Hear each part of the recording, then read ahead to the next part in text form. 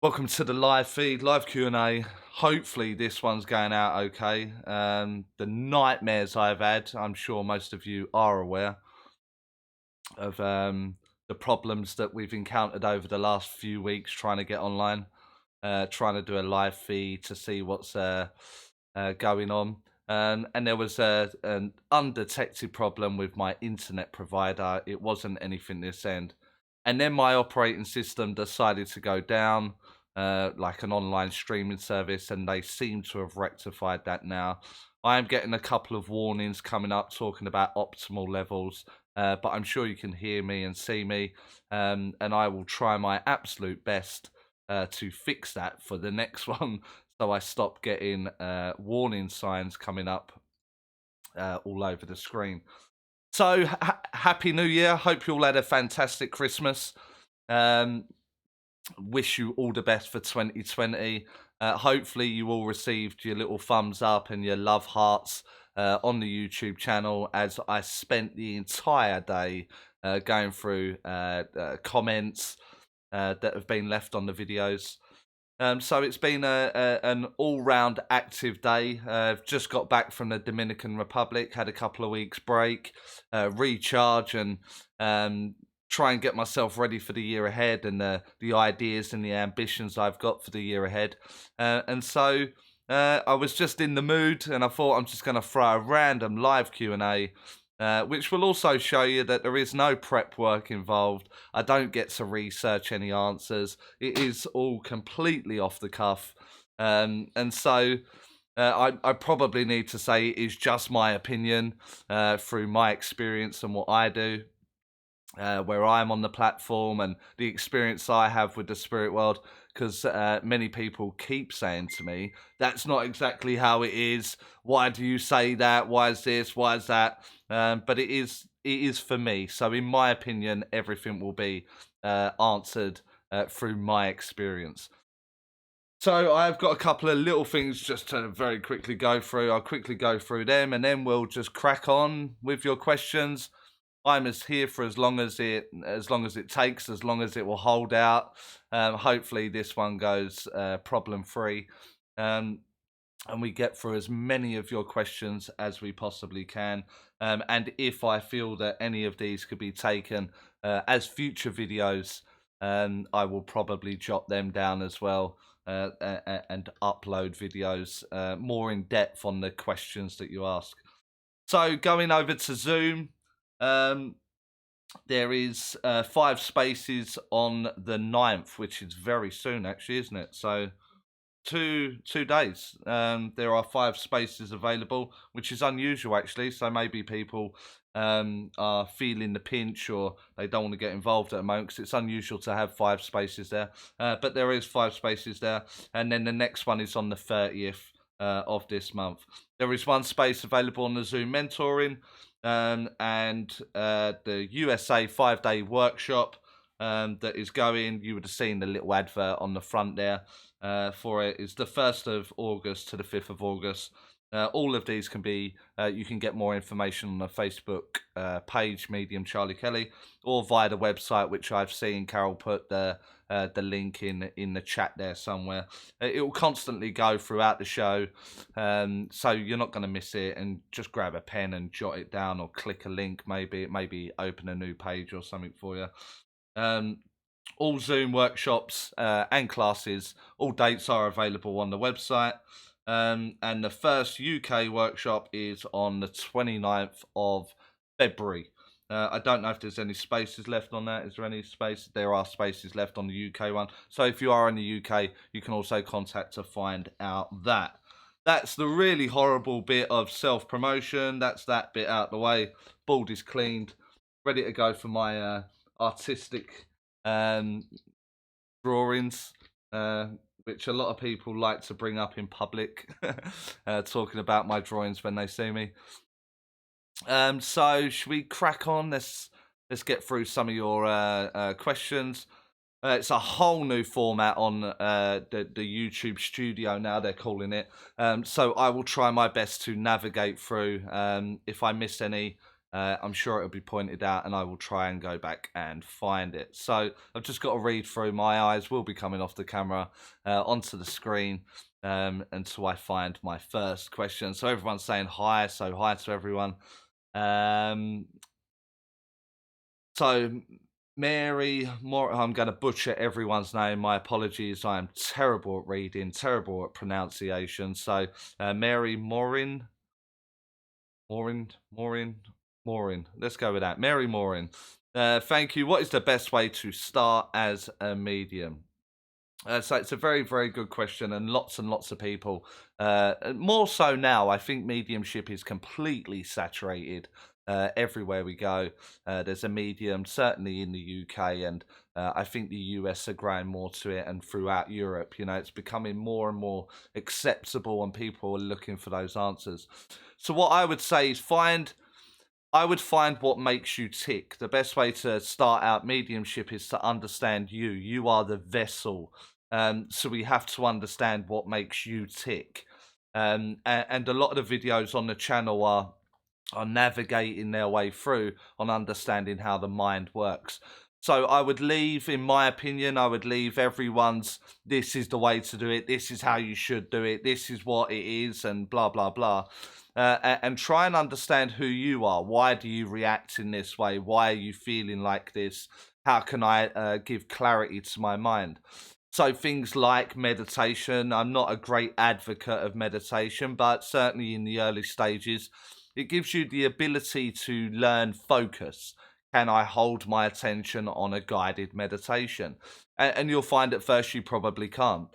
So what you do is you learn your focus. You learn your focus, and you learn how you are responding to that focus, and how you react and implement that in your everyday life.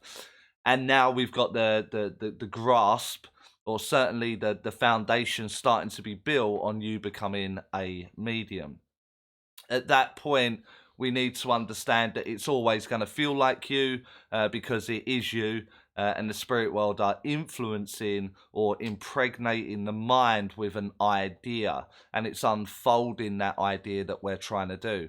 And there are many options for you out there on the internet, on YouTube, on whatever format, where it's this way, do it this way.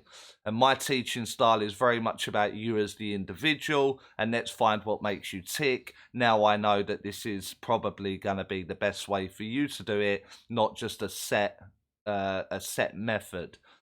So I would my first port of call would be understand who you are. Why do you react? Good or bad? What mood are you in? Good or bad? And start understanding you and how you are living your life. So when the spirit world start giving you the range of the sensory experience, you can express it in the best way possible. And many people get caught up in someone else's idea. I hope that makes sense, Mary. If you need any more detail there, then again, just ask another question, and we can go through that. So Sarah Owens, I've started meditation 3 months ago, and I see people's faces and colors, and I try to connect to the spirit world. Spirit world. I don't ND, and then hear them, but never hear them. Never hear them. Oh, okay. How long will it take?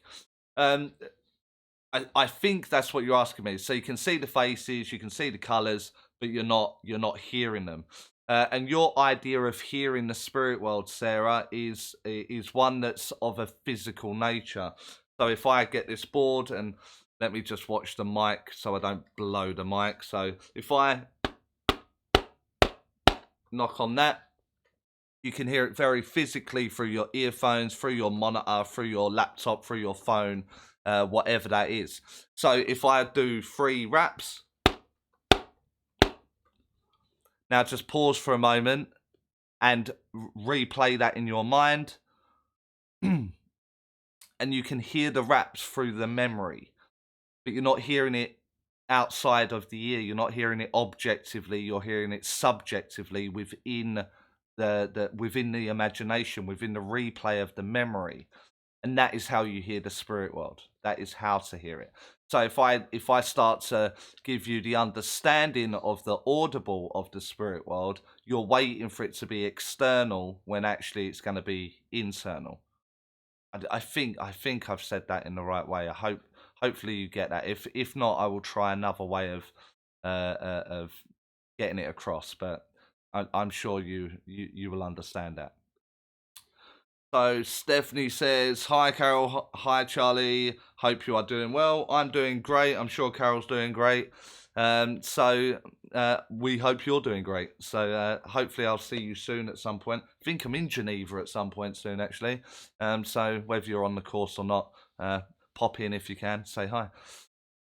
There's the website there by Carol. If anyone's needing more information, that's the website gone on there.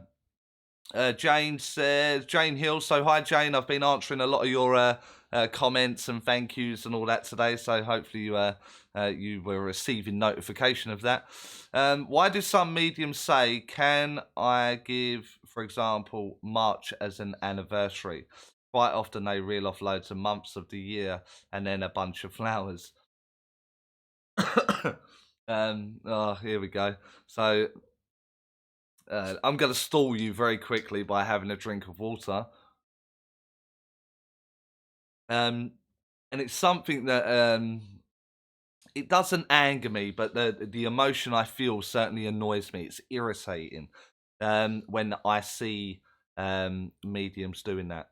And it is one of those things. Now it's I'm going to make it sound easy, but and I'm sure for a period of time it wasn't easy, but the more and more my mind allows it, the more I can kind of go with it. You may see me itching a lot. I'm itchy. I haven't got fleas or lice or anything like that. Just my skin's drying out from being in ridiculous heat, and I'm doing it like subconsciously. I'm just itching away. So my apologies. I will try and be more mindful of it. But back to Jane's question, why do people give a month and then say things like, it's an anniversary, maybe it's a birthday, maybe it's a wedding anniversary, maybe it's a passing anniversary, blah, blah, blah, blah, blah. And the reality is that the medium, although they've got the month, it's actually coming into like a form of laziness within the mediumship. They've asked for an anniversary and they've got the month of March in this given example. And they may not trust themselves, they may not have exercised the ability enough to say, okay, so I've asked you for an anniversary, you're giving me the month of March, but what is the anniversary? And then followed, the communicator will then give you the answer, or certainly be trying to give you the answer. It's whether your sensory is picking it up. And then you will be influenced with the idea of a birthday, a passing, a wedding, so on and so forth. You can extend that one step further, because if you can get the month that the communicator is giving you, they're giving me an anniversary, and I believe this to be the passing, and they show me it in the month of March. And the client goes, absolutely, they passed in March. Then you can then just move your mind to go, what date? And they may say the 28th, 29th. It was in the night of the 28th and the morning of the 29th. So I'm aware of the 28th stroke 29th. And what you're doing is you're just showing people you're in communication. Very lazy. You can make it look very good through presentation. Like throwing out a month, a random month. You'd understand the month of December. Everyone understands the month of December. What is it you're trying to get the client to agree to will be very, very different. An important date in December. It could be New Year's Eve. It could be Christmas. That you know as the medium that you didn't mean any of those two. So what one did you mean? And therefore it can go with that. Flowers are just something of the time. Give a bunch of flowers. It was something that was very popular in the 50s, 60s, 70s, and because they're the teachers of the next generation, those people that are now out there that had learned through that are now teaching their students to give flowers and the meaning of flowers and so on and so forth. And so, because the students are being educated, it's still very present within 2020 within mediumship.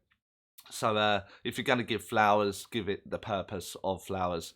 I'm not someone that gives flowers unless I have a very definitive reason why I'm giving the flower or flowers. So, good question, there, Jane.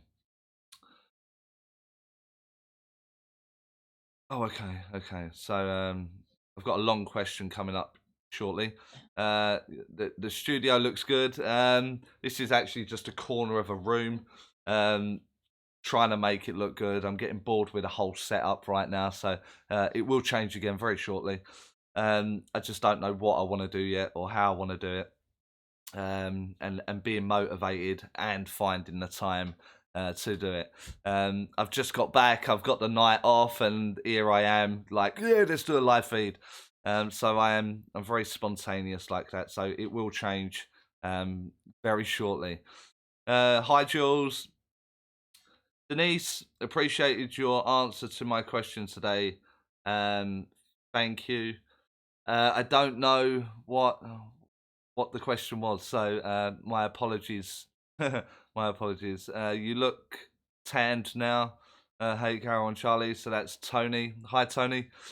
Yeah, this is actually the camera's actually lightened it up. I'm more this color under the t-shirt. Hence why I'm so itchy. Question from Kylie. So it's over 4 bits. Okay, so I'd been sitting in the power when something, my awareness maybe shifted. I then heard a voice say, "These are your channels, darling." What followed were these clips I was seeing. The first one was the faces. I sometimes see what my mind is still, but then around 3 second clips were playing in my mind. That completely jumps there. Nightmare. 3 second in my mind. Where is that gone? 3 second. Trying to find it again. It's jumped again. They looked like they different frequencies or something, kind of like what you watch on a computer screen, and they make patterns. Then the last one looked like the stuff that is in a lava lamp moving around. Have you heard of this before? Have you any idea what it may mean? It's quite a simple answer. So without it sounding strange, Kylie, was it? Did you say? It's learning. Again, I spoke to someone at the start of this show where I'm saying let's find what it is for you. Let's understand how you're working. And so what we're doing is you'll hear the word safety quite a lot within mediumship. And what I mean by safety is that nothing's going to harm you, but it's to make you feel more comfortable. It's to give you that safe feeling of being able to express yourself, of you being able to speak without feeling like you're going to be ridiculed in any way or looking an idiot or anything like that. And so things are just building up your confidence. I'm aware of these shapes that are forming. It's almost like a fort of acknowledgement. I can see it's now changed to this. I can see it's now looking like a lava lamp, now a frequency. And what you're doing is you're attuning yourself to the team, the guide, the fill in the blank, whatever term you need there. So this is very normal at the start. This is very, very normal. All it is getting you confident and recognizing that you are connected and now ready for the expression. And it's as simple as that. It really is as simple as that. Okay, Tony, how do you know when you're sitting in the power? How do you know when you're sitting in the power has enhanced your mediumship or that something has changed? The reality is you probably will never, you will never see your own growth, Tony. And it's like anything, isn't it? So I know Tony well enough that she's got a son, and it's like the son would have been 2 years old, then 3 years old, then 4 years old, then 5 years old, and then he gets to 10 years old, and there's no difference on a daily basis. There's no difference. It's only when someone goes, "Have you seen this photo of when your boy was 2?" It's like, "Oh my God, I can't believe how much he's grown. I can't believe what we've been through. I totally forgot that." And it's just like it's ticked by with no acknowledgement whatsoever. I think your development is very much the same as that. That's the best quick analogy I can come up with. So I hope that answers you there, Tony. So Violet BB, where at? Well, I don't understand what that is. Where at? Have I missed something? Your studio looks good. Where at? Okay, it's at home, Violet. It's just in my front room, in a corner, with a lamp. I can't see the camera. With a lamp there, which I just keep out of shot. There's a little ottoman thing there that holds my spirit boards and that sort of stuff. Couple of cushions and my sofa. That's it. Studio light up here in front of me. Mic is just here, all on big bars and all sorts of stuff. So yeah, at home was the quick answer. Sharon Sizer, what do you do when another medium tells you not to do mediumship? I stop listening. I cannot stress enough how much I need a bit of paper and pen so I can write these down. Because that one will need a stronger explanation on what I am about to say to you, Sharon. Yeah. So, what to do when another medium tells you not to do mediumship? So I will create a video for you on that.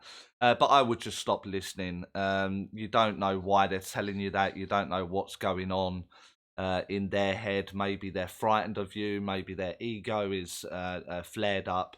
I would just go about your way and just not let them interfere in your pathway. That seems a very short answer, but I will do a much more in-depth video for you, Sharon. I won't remember it's for you, but I will do a video for it in the coming weeks, and you'll see it upon the channel. So Mary says hello, all first time here. So she's this is her first time on the channel, I assume. So welcome to the channel, Mary. Miss Responsibility. So happy New Year to you, Miss Responsibility. I haven't spoken to you yet, have I? So, question. Is there such a thing as a spirit communicator hanging around after a reading with the medium, even after the sitter has left? No. No. I would like to know your story behind that. I'm going to give you it in a real simple way. Oh my God, I'm so itchy now. It's because I'm aware of it. So what let's find a nice simple analogy, like a reading one, that will highlight it perfectly. So let's say we've got a parent in the room. They've lost their 15-year-old son. They come for a reading, and the mum and the dad maybe are sitting in your reading room, your front room, your venue, whatever it is, and it is truly heartbreaking to go through the reading. And there may be, let's say, some like serious trauma. Something's gone very, very wrong, and this poor family have lost their 15-year-old boy. And so what will happen is you are very human. And your clients will leave, and you go off and you make yourself a coffee or a tea or have a water, whatever it is. You go about your daily life, and then an hour or so later, you think of the family. You think of them. You think about what they've gone through and what's there. The moment your mind goes there, the idea will be: is the communicator still there? And because you do that, the communicator will still be there. It will still be, it wouldn't have gone. And it tends to be more with younger people, so children in particular, it tends to be the case. And it's because your subconscious and your conscious mind are constantly looking for the spirit world. Now, in my philosophy across the channel, I've always said the spirit world is omnipresent. I believe it to be here now, every minute of every day, because of the frequencies, etc., the way that it's densified and all that kind of stuff. Without it going super scientific, it's always there. So a reading to them is quicker than that. That click of the finger, it's quicker than that. A lifetime is that to the spirit world. So the moment you move your mind there, of course, they're still going to be there because you've had the connection. It's already there.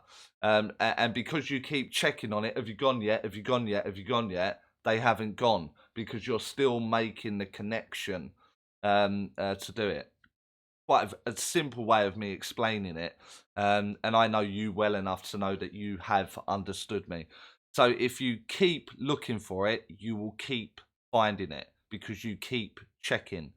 Um, but they won't stay there. They won't. It won't be something that they're lingering a month later. Like, I'm still here. I'm still like that movie Ghost when Patrick Swayze sings to what's her name, Whoopi Goldberg in the bed all night. That doesn't happen.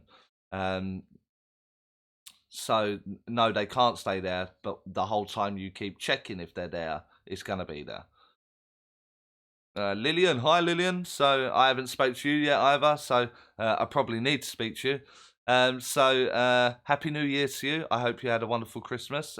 Send my love, obviously, to Laurence and your team out there at your little school. So thank you for joining us this evening. Jane Garland says, I've been told by another psychic that I have blocked myself in the past. How do I get to unblock to become a medium? The first thing that you have to do there is never listen to that psychic again. They clearly don't know what they're talking about. You cannot block yourself. The only block you can have is when someone tells you you are blocked. So you are looking for the woods, but you can't see them because of the trees. That kind of scenario there. So I wouldn't take I would take what that psychic says with a pinch of salt through lack of understanding. And I don't know the way you've wrote it. I don't know, so I don't mean to offend you. I really don't. But there is a huge difference between psychics and mediums. Lots of videos on the subject on the channel, and there's also a video about blockages, which if Carol can find it quick enough, she'll quickly slip it into the chat that you've asked the question in there. Click on it and in an open window, and you can watch it later, and that will clear all that up for you. Jane Hill says, my cousin recently passed away. So sorry to hear that, Jane. He was disabled and couldn't speak and was blind. How will he communicate with a medium? It's mind to mind. The restrictions of the body is what had the disability. The restrictions of the brain are the brain and the mind are completely separate altogether. They're not the same thing. So what problems they have in a brain or a physical body are left on Earth because the brain and the body are left on Earth, while the spirit, the consciousness makes the transition. So the communication will be absolutely free. The only time that your cousin will bring it up is as evidence to speak of a disability, the blindness, and the fact that they couldn't express themselves through language. That will only come through as evidence. Once that evidence has been passed on, the communication will flow as freely as any other communication. So nothing to worry about there at all, Jane. Your cousin, I'm certain, will make his presence known at the first available medium that can deliver that communication. Jules 1111, When do you think it is okay to start doing mediumship with people? I'm in a circle, I get names, countries, months, etc. I think it's acceptable from the start, to be honest with you. Um, it's nice to practice, it's nice to sort of get involved in it, it's nice to connect, um, it's nice to be with people that have that level of understanding about mediumship. So it's a good thing. What I don't suggest you doing is going now and opening up a shop and calling yourself an intergalactic medium, and you are world renowned, and you open a channel and you open and write books and you do CDs and all that kind of stuff. Because the people that are buying or signing up for these things don't know your ability or your way, and so you may stumble across someone that has stumbled across mediumship for the first time, and you may give them a very, very bad experience, and therefore ruining it for the rest of time for that individual. So I think while you're in circle, it's okay to practice and okay to have new ideas and do it because you're all in the same boat. So I think at that point, the more and more you do readings, and the more and more you do like fledgling nights or new light worker nights or new medium nights, whatever it is, from a platform in a somewhere like a center or a church or a gathering around a friend's house, that sort of stuff's okay, providing they understand that you are developing. I'm new to this. I'm looking for the experience, and this is what I want to achieve, and this is what you should expect. Be completely upfront and honest about it, and it will work much better for you in that way. I wish more people had that kind of thoughts before they embarked uh, on the public. Yeah, so I would maybe do a few of those things. Violet BB, it just comes to me when I'm in the zone. I went off from it for a long while for reasons you kicked it back into me, Charlie. I'm still not donated to you yet. I have to do it with my partner's account. That's absolutely fine. And it's good that you're back on it. That's the main thing. You're getting back into mediumship. And sometimes, for whatever reason, sometimes we need a break. You know, I needed my 2 week break recently, or I would be on complete burnout. And no use to anyone. So we don't know why we take those breaks, whether it be 2 weeks, 2 years, a decade, whatever. But it's nice that you're back. As for donating to the channel, it's not a must. You know, it just helps me fund things like lights or mics or cameras or accessories and new glass and new cameras, and to help do the videos. So it just helps. That's all it is. Because these things cost a fortune, way much more than I ever anticipated. All the little bits and bobs that soon mount up to tens of thousands of pounds. It's unbelievable, really.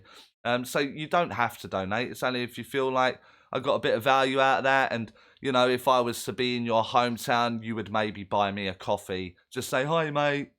Let me get these coffees for you. That's the purpose of the donate there. You can donate via PayPal, where I get all the funds that you do, or there is a little money sign thing at the bottom of the chat there. I don't know if you all get that, but a little like dollar sign, which is a super chat where it goes through YouTube, so they take a tiny percentage of that, but all of it eventually makes its way to me, and I just reinvest it back into new cameras, new mics, lights, glass for the camera body, and hopefully new camera bodies in the future. So yeah, so don't feel you have to. It's just very much appreciated if you do donate. That's all it is. So I think my PayPal goes across the bottom there on the ticker bar on the bottom of the screen. Chaz.kelly at hotmail.co.uk. But that PayPal is only for the channel. Do not save that PayPal if you are trying to pay for like a Zoom class or something, because it will get sent straight back. But thank you anyway. Well, a lovely thought there, Violet. So, Violet again. I have not forgotten your words, though. I'm not organised. That I haven't forgotten. I will get it. No, it's cool. It's absolutely cool. That please don't feel pressurised in any way to do that. I don't like the idea of you feeling like you have to do it. It's for those people that can afford it, and to just show some giving back. That's all it is. And now, as I've said that, I've had the light of my life. That sounds.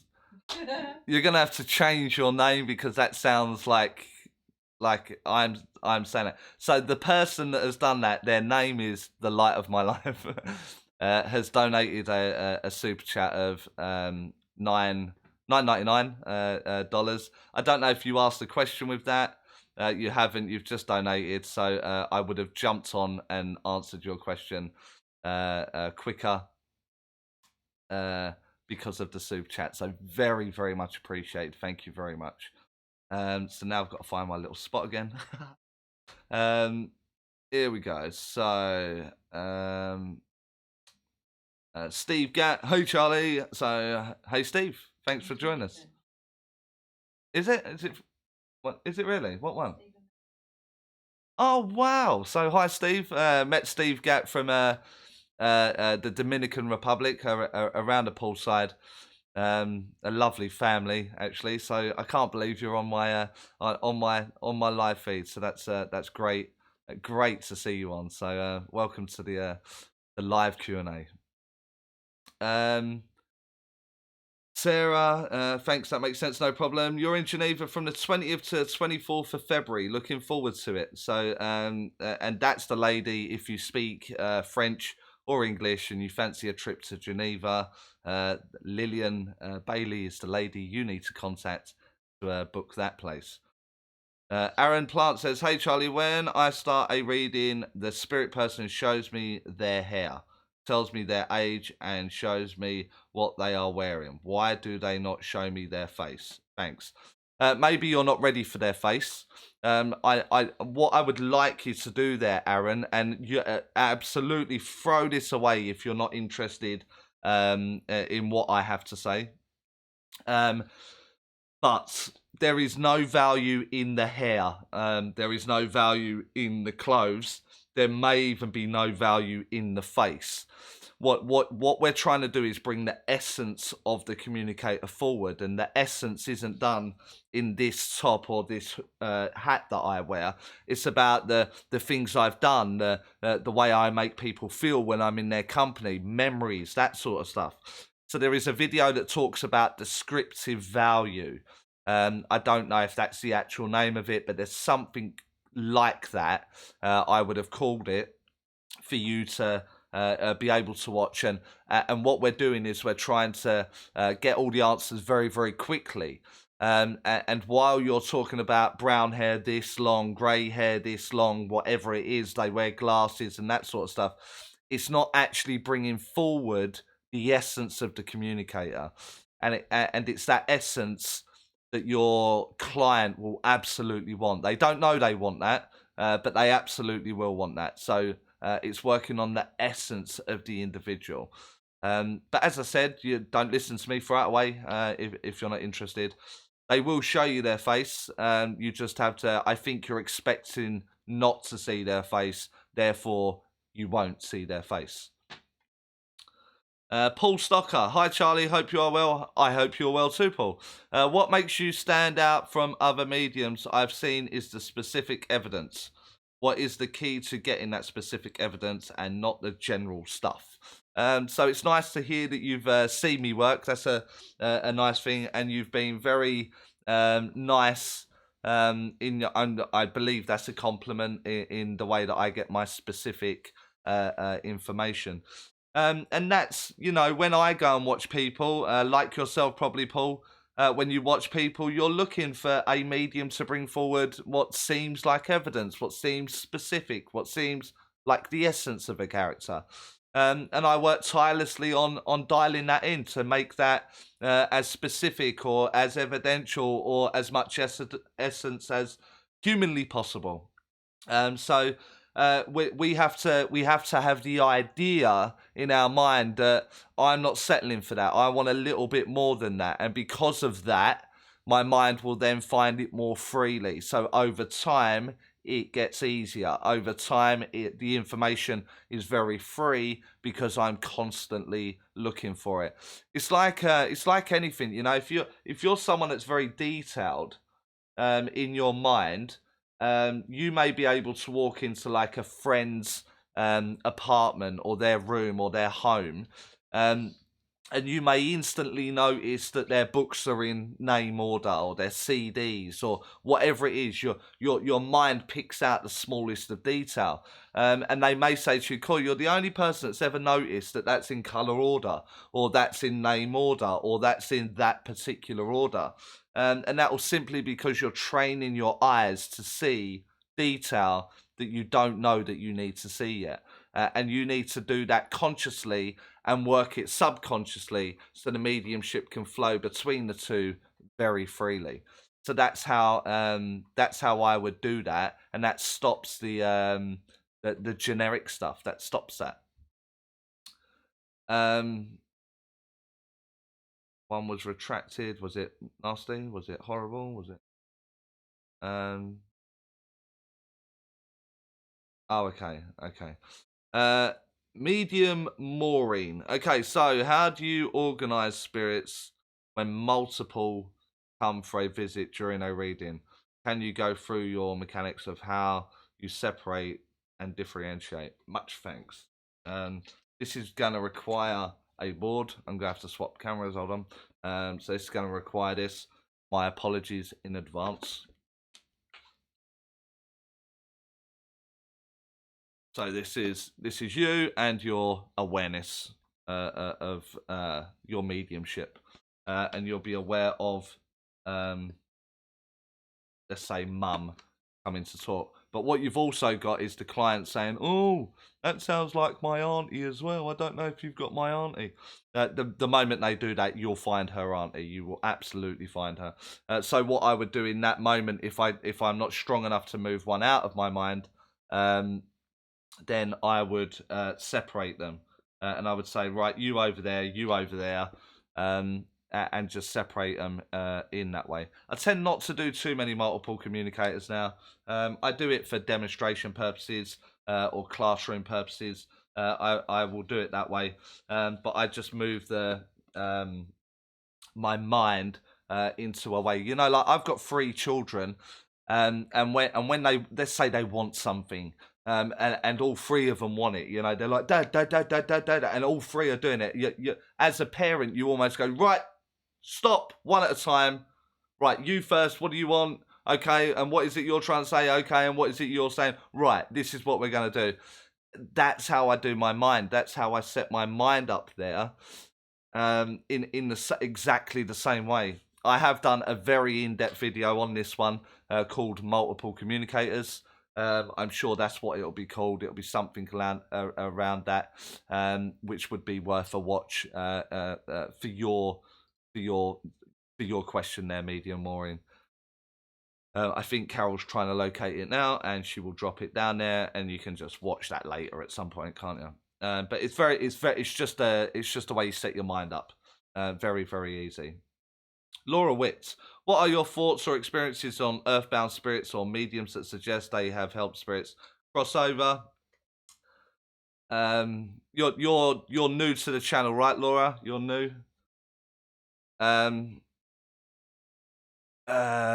So I really don't want to offend anyone. Have I done a video on it? I have, haven't I? Earthbound spirits. I don't know what it's called. I don't know what it's called. No, absolutely not. Not possible. So I'll answer you, but I really don't want to offend anyone. So please, no one be offended. Let's try and find an easy way to say it. So there are no earthbound spirits, and there is no one that is helping anyone cross over. I've definitely done a video on this. I can't remember the name of it, but I've definitely done a video on it. I'm going to try and remember the name of it.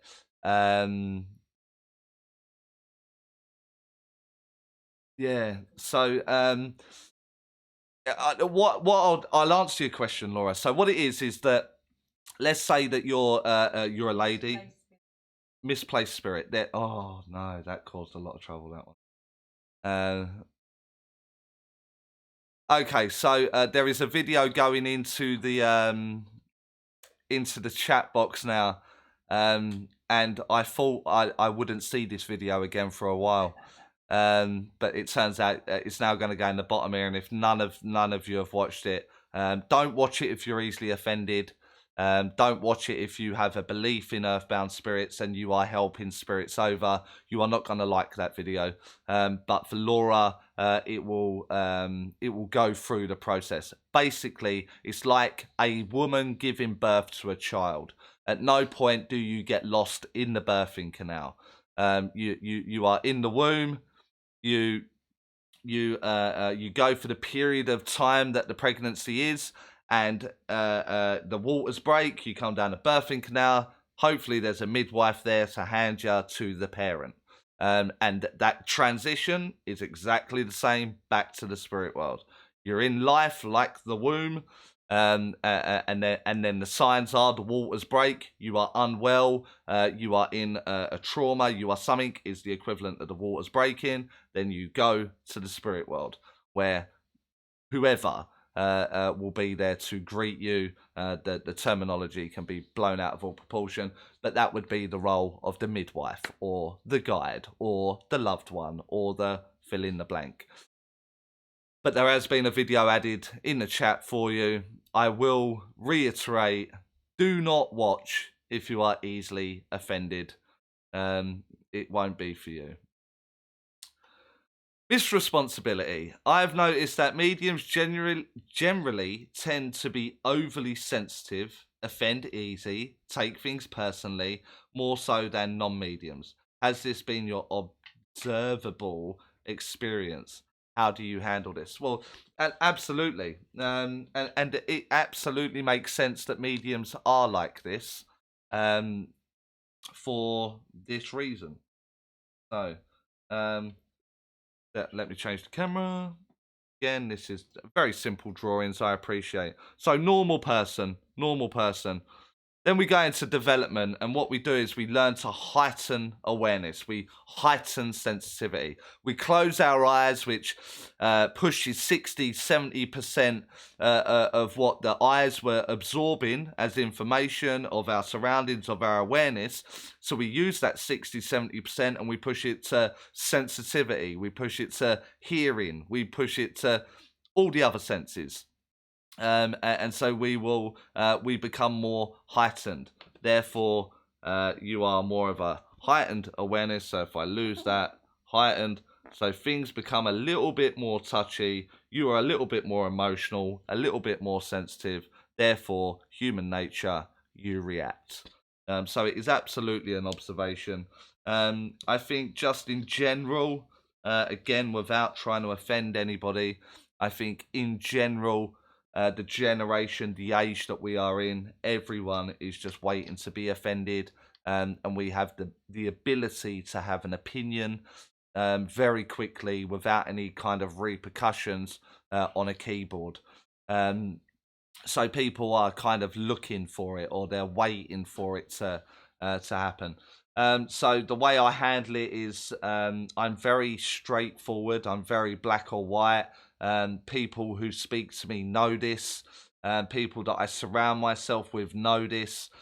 So I have lost a lot of people, lost a lot of friends, lost a huge social network because people are just waiting to be offended.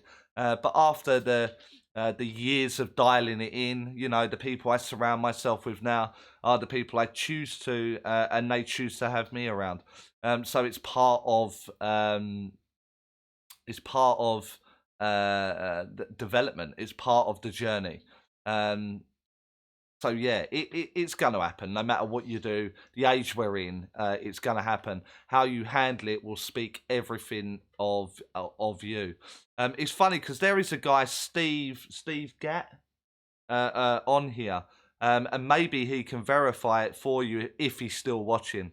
But I think he had like like an orange juice or something. He's not someone that drinks alcohol. But we were sitting around a bar in a swimming pool, and I was having a beer. And he asked me a question about mediumship. I can't remember how mediumship had come up, and I'm currently going through the process in my mind to do a video on it. And what he asked me a question, then he introduced me to his lovely wife Mandy. Mandy also asked me a very interesting question, and then a woman about an hour into the conversation was sitting there listening in, and I said something that clearly frightened her or offended her or whatever. And she got up and she was incredibly rude to me as an individual. And Steve almost reacted. He was like, "I can't believe how rude you are. You don't have to listen in. You certainly don't have the need to add to this conversation." And I never responded. I just didn't answer the woman, and just let her go on, just go about her way. And they both said, "How did you not react to that? How did you not respond? She was so rude to you." And that is why I'm doing the video, because it will always come back. There's always this opportunity, not about revenge or doing anything, but highlighting to people their actions, the way they react to things, the way you treat people will always come back. And I made my way out of the pool 2 days later. Carol was laying on a sunbed. This woman come down, sat beside her, about to spend the afternoon, and I simply turned around to Carol and said, "You better keep your voice down now, because this woman won't like what you have to say, and she's going to be incredibly rude about it." To which the woman left. So I done it in a very polite way. I highlighted the person she was in front of the people that she had already offended me with or was incredibly rude with. Therefore, she couldn't live with what she had done, and the need for her to leave the area was through her own actions. And I just simply highlighted it. And so that's what we have to do. We have to learn how to handle situations. And you're going to get it wrong. And you're going to make mistakes. And you're going to overreact. And you're gonna be sensitive. But that's all part of it, isn't it? It's all part of the journey. It's a part of perfecting you as an individual, you as an instrument. So it's all good, really. I think these things are difficult lessons, but wonderful lessons. They define who you are and who you're going to become by the way you deal with said scenario that Miss Responsibility has asked now. So yeah. Anyway, hope that answers you. Not trying to get you in trouble with the last question. I totally, it's cool. It's absolutely cool. So Jane Garland, how do you recognise that I'm not picking up psychically? I have not, and not messages of images from spirit. When I move my mind to what I believe to be the spirit world, if at any time I'm in doubt, I will ask a question. And if I do not receive an answer, then my idea that maybe I've gone to the psychic has been confirmed because there's no answer. And the fact that the idea has formed that maybe I'm in the psychic gear is probably the spirit world saying, "Charlie, well, stop. You've gone psychically. Stay with me. So I always ask a question, and the moment I receive an answer, I know that I'm back with the communicator and the spirit world doing my communication. So that's how I would know. So just implement that, and very, very quickly, you will notice a huge difference between the two. And it is huge. One feels very animated. One feels very stiff and wooden. That's the best way I can describe it. But you will notice that very, very quickly. Good question, though. Hazel, so I haven't spoken to you either yet, Hazel. So hope you had a fabulous Christmas, and I hope you have a fantastic New Year and 2020. You have been missed. Thanks. I don't know how to respond to that. I don't know what to say to that. I'm not sure I've been missed by a lot more people than those that have missed me. In all honesty, but I appreciate you saying it, Hazel. Thank you. Sharon, hi Charlie. My question: doing readings with pictures, deceased persons, for exercise. What's your opinion? Or someone asked to make a certain contact. I do communications to order, Sharon. There is a video for communication to order. That link will go in the chat box in a moment. And doing it from photos, as long as you understand that, I will try and draw it. I'm not sure I'm going to be good at drawing it. Let me change the camera. You reading objects will not put you in the spirit world, but you reading objects will offer the invite to the spirit for them then to come and join you via this object here. So it's intention based, but it's called psychometry. You're psychometrizing objects. That's all that is. To invoke the communication, the intent has to go up to the spirit world. I say up, but to the spirit world, just to say it like that. So send the invitation to the spirit world, and then the spirit world will join you for the person that brought you the photo.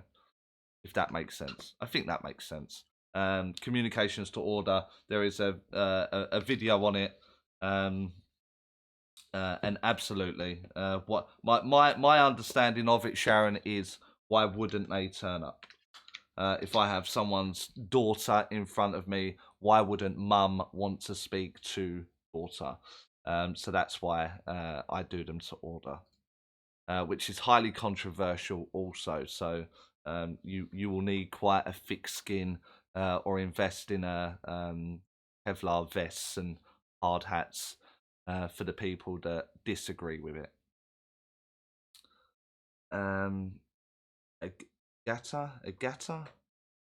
I butchered your name, I'm sure. But welcome to the live. The names are getting harder. Is that Matthias?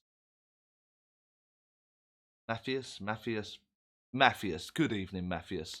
Hello from the Netherlands. So hello from the UK.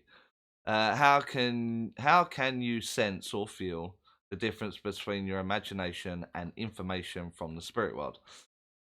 There is a video called Imagination. I think of all these wonderful titles, don't I? The video is called Imagination, and the key here is Matthias. I'm going to call you Matt, okay, Matt? So the key here is understanding that the spirit world have to use your imagination. You are the instrument. So it will always feel or seem like it's you. It will always do that because you are the instrument.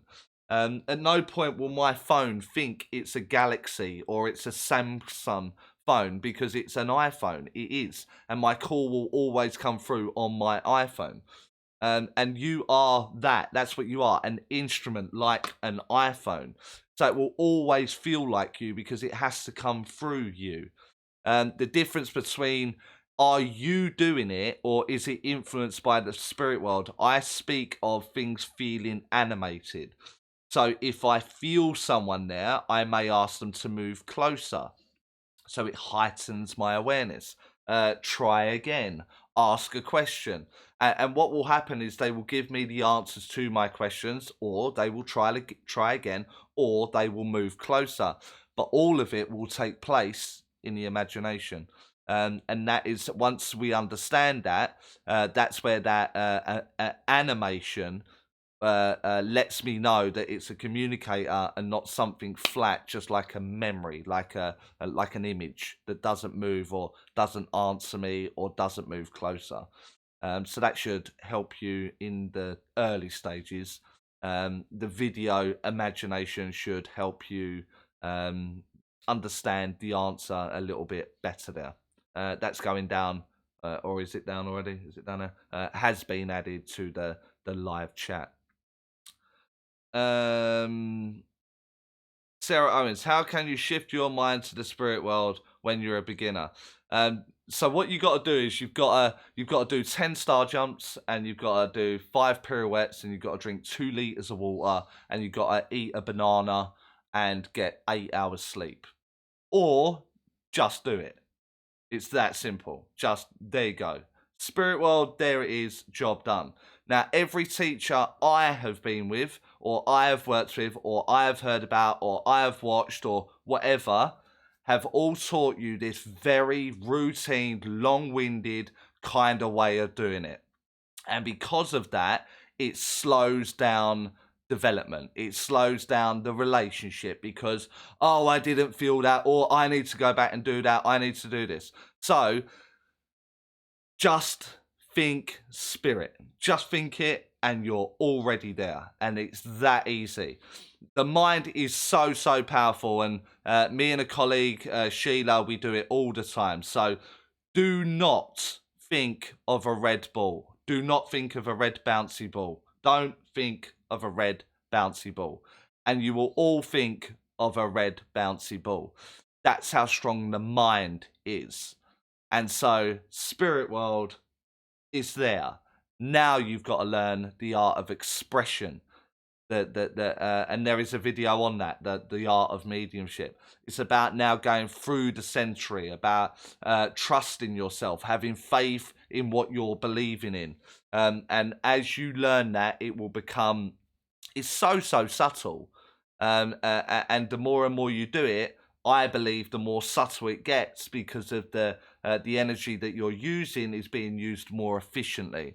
So it is very, very subtle. You're waiting for a big bang moment that isn't there. It's not going to be that way. So don't make it hard. Know that you're there.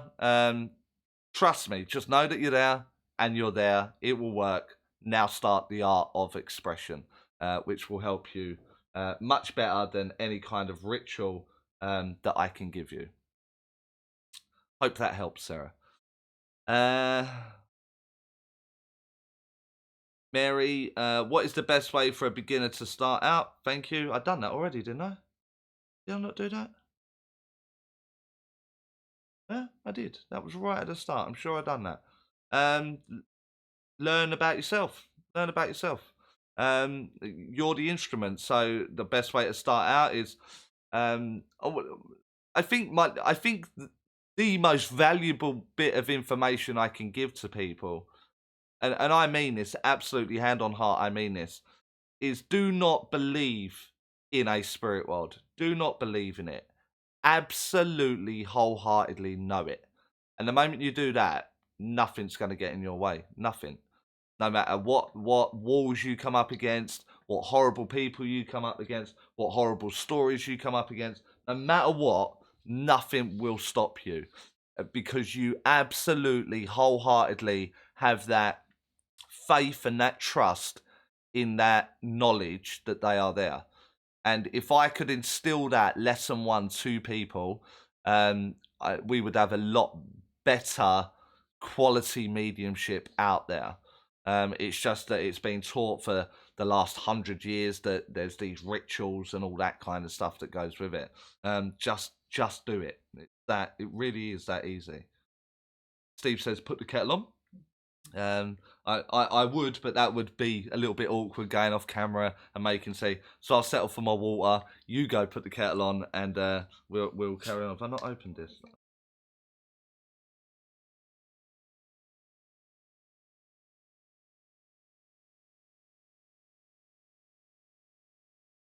So, Destiny Before Me. Hi Charlie, thank you for all the time you spend with us. Thanks for joining me. Thanks for giving me your time. Thank you for watching the videos and taking the time to comment and share and all that kind of stuff. I had a conversation. Well, it wasn't a conversation. It was typing with someone earlier on in the day. and there's not, you know, and it's really not about me blowing my own trumpet or giving myself credit. I really, really, really want to see the betterment in mediumship. I really, really, really want to see the betterment in life, in mankind.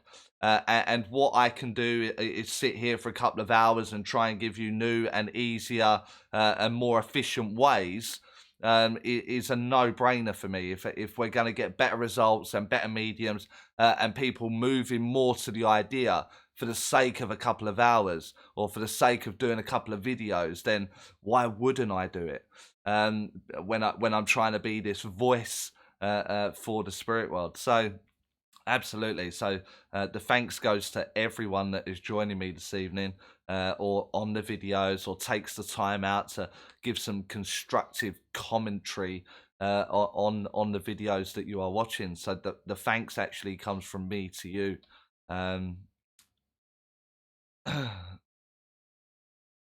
Okay, so it's saying that I'm going to have a problem. I don't know if you're having problems. YouTube is saying I'm having problems. The streaming site isn't. So you will have to let me know in the comments if you are going to experience problems. So let me know if you're experiencing problems, and I will do what I can to correct it.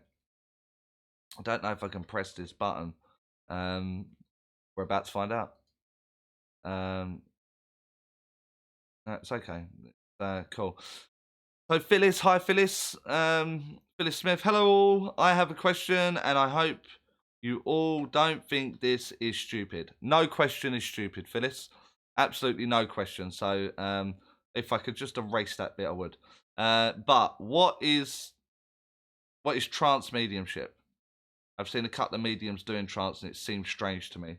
It may be strange because they're not in trance or they're not doing it. Have we got a little bit of? No, don't worry.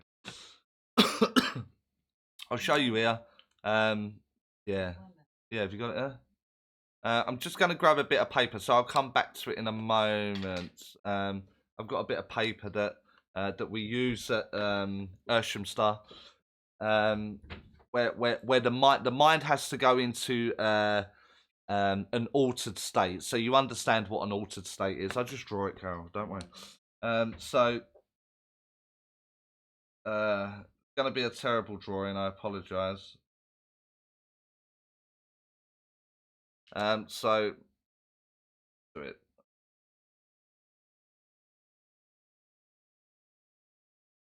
I need the other camera. So what we do as mediums, we this is you, the medium. Oh, let me move a bit more forward. Messed all the lighting up there, didn't I? So this is normal mind. So you wake up and you go about your day, you do your thing. Then we want to kind of go into like meditation, you know. So we alter the state. We put all that. We shut our eyes. We shut them. And what we do is we take a breath, and we find ourselves in the meadow or doing this or doing that, etc., etc. So we go into an altered state. And then from this state here, we go into mediumship. This is where communication happens. So I receive the information because I'm giving them enough space. So if we do that as like a pie chart down there like that, what happened to the light in there? I don't know what, there's a big light on. I don't know what's going on there. What we're trying to do is give them as much of this pie chart as possible. So that area there is occupied by my thoughts. The rest is what can be left or influenced by the spirit world in this. And this is this bit here. So what we do is I stay conscious enough to be able to express myself. I move my arms a lot, or I parade around, or I do showmanship. But in the meantime, I've still got enough coherence there to be asking questions and entertaining or holding an audience or giving evidence, whatever term you need to get through to your mind there. So I'm using about half of my mind, half of it is with the spirit world. With trance is this space here. So it's just going to be easier if I quickly write that this way around. Trance is this bit here. So it's just above sleep. And just below mediumship. So what we do is we allow the spirit world to use this element of our mind, but without going to sleep. And this entrancement will take place. A lot of people will say they take over. I don't remember. I don't do this. I don't do that. They made me do it, and all that kind of stuff. Where I just don't believe that to be possible through my understanding of trance mediumship. What you always want to focus on, Phyllis, is the value of the word, the power of their words. You will feel the spirit world with very few words, but the significance of the words that they are bringing forward.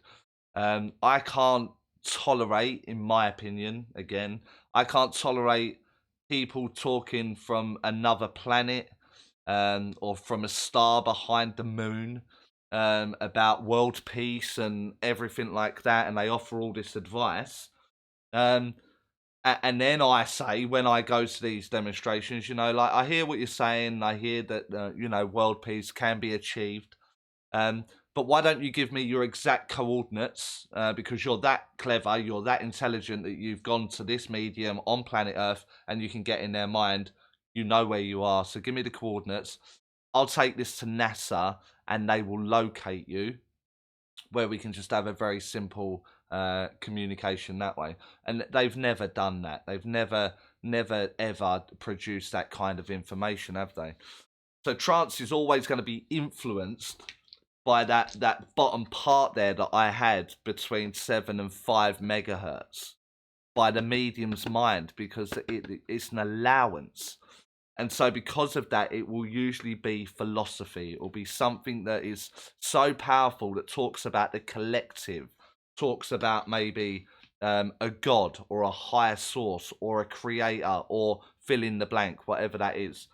But they will talk about things like that. They won't talk about the I or the me, or the you need to do this, you are this, you are that. It's so intelligent that you're in the company of the spirit world.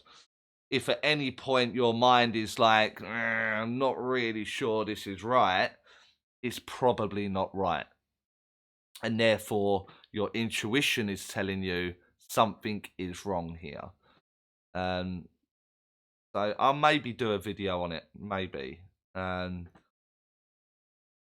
Maybe we'll see, because that it's just going to cause problems. But and you know me, Phyllis. Yeah. I'll take the hit. No problem at all. If I feel that other people are going to get value from it. That should answer that, I think. Cool. So where are we now? Miss Responsibility question. I'm gonna give you a heads up, Miss Responsibility. You don't need to write question when you have a question. Save you a few seconds. You said that it is saturated in the UK with mediums, and I think it is the same in the States. Why do you think this is? Is it the case of people being open or just trying to tap into the market? I think it's a little bit of both. I think it's a lot more acceptable now, isn't it? What I think, if we go back just a number of years, we didn't have things like the internet or social media or even mobile phones. I mean, technology has just gone so fast, hasn't it? So quick in moving forward. The understanding of our mind and the potentials that lay in front of us now. And so these platforms have speakers out there. These platforms have ways of educating or suckering in people, and I just think with a more open way of thinking, we're not completely bogged down with religion. There are still some groups or sectors out there that are very ignorant or very binded to their religion. But in the best part, the global consciousness is more open to the idea of there being something greater. When people can then tap into that, then and evidentially show that, you can only go with it if people keep doing it, if people keep bringing it up and they keep presenting it, and it's keep being put in front of you, there will be people that will then just naturally fall alongside it. So I think it's part and parcel for the time that we're in. I also think there's a big misconception that there is a lot of money, there is a lot of fame. You are almost singled out. It's almost got a wow factor to it, hasn't it? It's like, oh my God, you're a medium. This is amazing. Tell me everything you know. Tell me blah blah blah. And so someone may see that. And I see it all the time. And I don't really want to name people, but I see people that are doing mediumship now that are just fame hungry. There may be an element of mediumship there, but not great quality or outstanding in what they do. But they've learned to present. They've got showmanship, or they just desire the stage so much. And so because of that, I think it's just par for the course. It's par for the time that we find ourselves in, plus the availability of information. Just, you know, if you want to do something, if you try hard enough, you can tend to do it. You know, not I don't suppose everyone is obsessive as me over certain things, and you know, like I want to be I want to be good at this. So I was obsessive with it. It was like full on drive. No money's involved. Did so much for free, and still do so much for free. That money has to come into it at some point, but it's not my drive. And some people's drive is your name in lights, fame, a stage, admiration, so on and so forth. So there's good and bad bits about it being saturated, but I think if you can make yourself stand out enough, you kind of leave the saturation. Let them fight amongst themselves. Let them be in their little cauldron themselves, and while you go about your own thing. So, yeah. Again, controversial. You love controversial questions. Yeah, but I think that's answered you enough. Laura, what books on spiritual philosophy do you recommend apart from Silver Birch?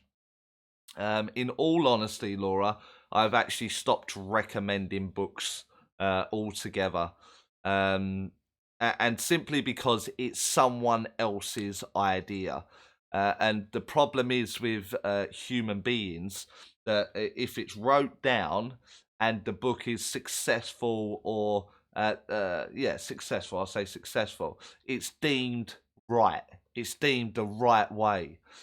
Now, you know, you've mentioned Silver Birch there, and I absolutely loved reading Silver Birch. However, there is a lot I disagreed with. And the problem is when I recommend that is they go, well, it was in the Silver Birch book and you recommended the Silver Birch book, but that was wrong.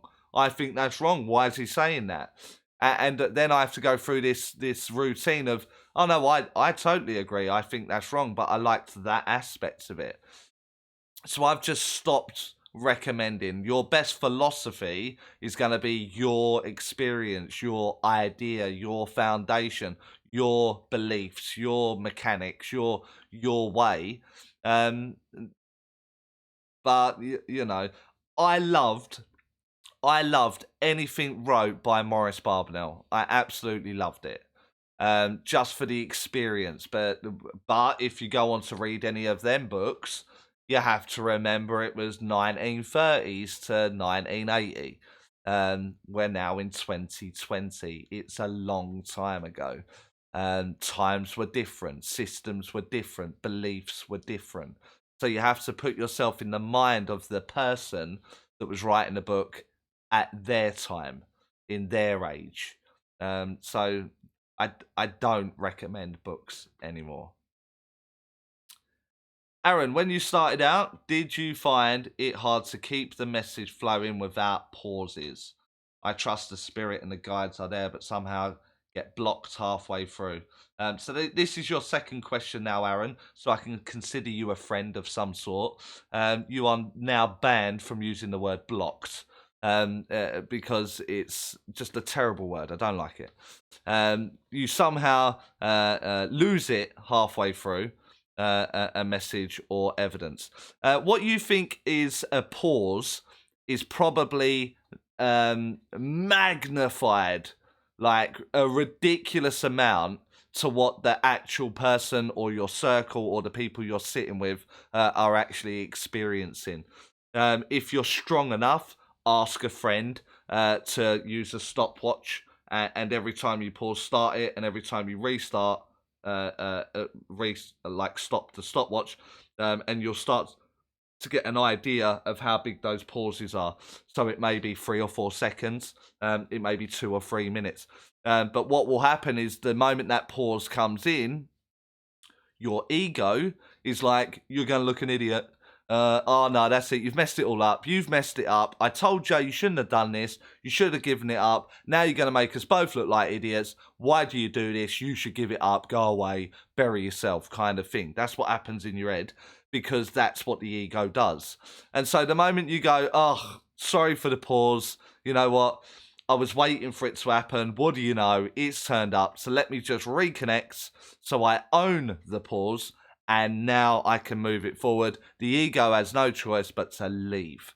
It has no choice because it's going to go, you're going to own up to this now, aren't you? You're going to let everyone know there's a pause there, that you're working through it, and you're going to find it again. What's the point? Why do I even talk to you? And it's going to leave. And at that point, your pause will stop. You're going to have to practice that or try it to believe me, because it sounds ridiculous. I appreciate that. But try it and you're going to go, oh my God, I can't believe that worked. But a lot of the things that I speak about, a lot of people should be going, oh my God, I can't believe it was that easy or that simple. So I hope that answers you there, Aaron. Kathy, Happy New Year, Charlie. Happy New Year, Kathy. Is there such a thing as being being blocked by other people that are negative and jealous of the journey that I'm taking? So it, yeah, have I done a video on that? Yeah, okay. So there's a video going on psychic attacks at the bottom now, for you to watch, Kathy Jones, but for everyone else watching, that I need to give an answer to. It will only ever hold the power that you give away. You know, so if I'm bothered by your opinion on my journey, then I literally go, there you go, Kathy, you have the power now to make me have a bad day. You have the power now to ruin my evening or my day, my week, my journey. And because of that, I've given you that power, because I've given the power to your opinion of me. Therefore, it will have power. If I take the attitude that I actually have, whereas like, yeah, okay, well, if you don't like what I'm doing, do one. Go away. I don't care. This is what I'm passionate about. This is what I'm doing. This is the journey I'm taking. Support me or don't. Either way, I'm still doing it. That the way that I'm saying it, some of you will go egotistical, you're arrogant, you're this, you're that, whatever. Doesn't matter because I'm power. It sounds powerful. I care not for your opinion. I didn't ask for your opinion. This is the journey I'm taking. This is what I'm doing. I would like to think you'll support me. If not, I'm still doing it. It's a completely different setup. So they can't have any power over me. They can't influence me. They can't block me. They can't do any of that because I own my own power. And the moment you do that, your life will change because it has no option but to filter into your everyday life, and your everyday life will filter into your mediumship, and you will change as a woman, you will change as a person, and because you're changing, your circles will change. I've recently done a video on this. I think it was released Christmas Day or something like that, on a New Year's resolution or something like that. A Christmas gift, I think I called it. Maybe watch that one as well, Kathy, and that will help with what I'm talking about here. Tony, someone recently wanted me to see who was in their house causing havoc and nightmares and killing their plants. I didn't want to invalidate their experience, but I don't know what to say. What do I say? I've done a video on that. It's called Fear. Yeah, it's called Fear. So watch that one, Tony. But what it is it's you're not invalidating their experience. They fear their experience, and human nature is to run. And so if we don't understand anything, we fear it. It's like, oh my God, what's going on? What's happening? So the killing of their plants may be because of the negative energy that is surrounding said person or within the home. Usually there are young children present, hormonal. Maybe there's a bullying scenario, something like that. Or if it is the adults, they're having relationship difficulties or monetary problems and worries that go on in their everyday life. That's the thing that will be killing the plants. The things that are causing the havoc is the fear, the projection of their fear because they once heard a bang. What was the bang? Oh my God, did that move? Oh my God, is that gonna move? Oh my God, it moved. The fear has made it move. So the video Fear will help you be able to, in your way, express to said person that they are doing it. That have you put that video up? So that's down there. Just click watch later or something, Tony, and that will do it for you. So how are we doing? How long have I been on? An hour and a half. So we're getting there. We're getting there.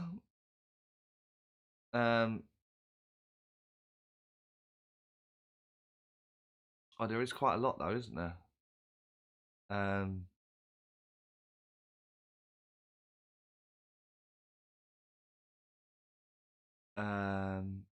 Oh my God, no, there is a lot. Oh my God.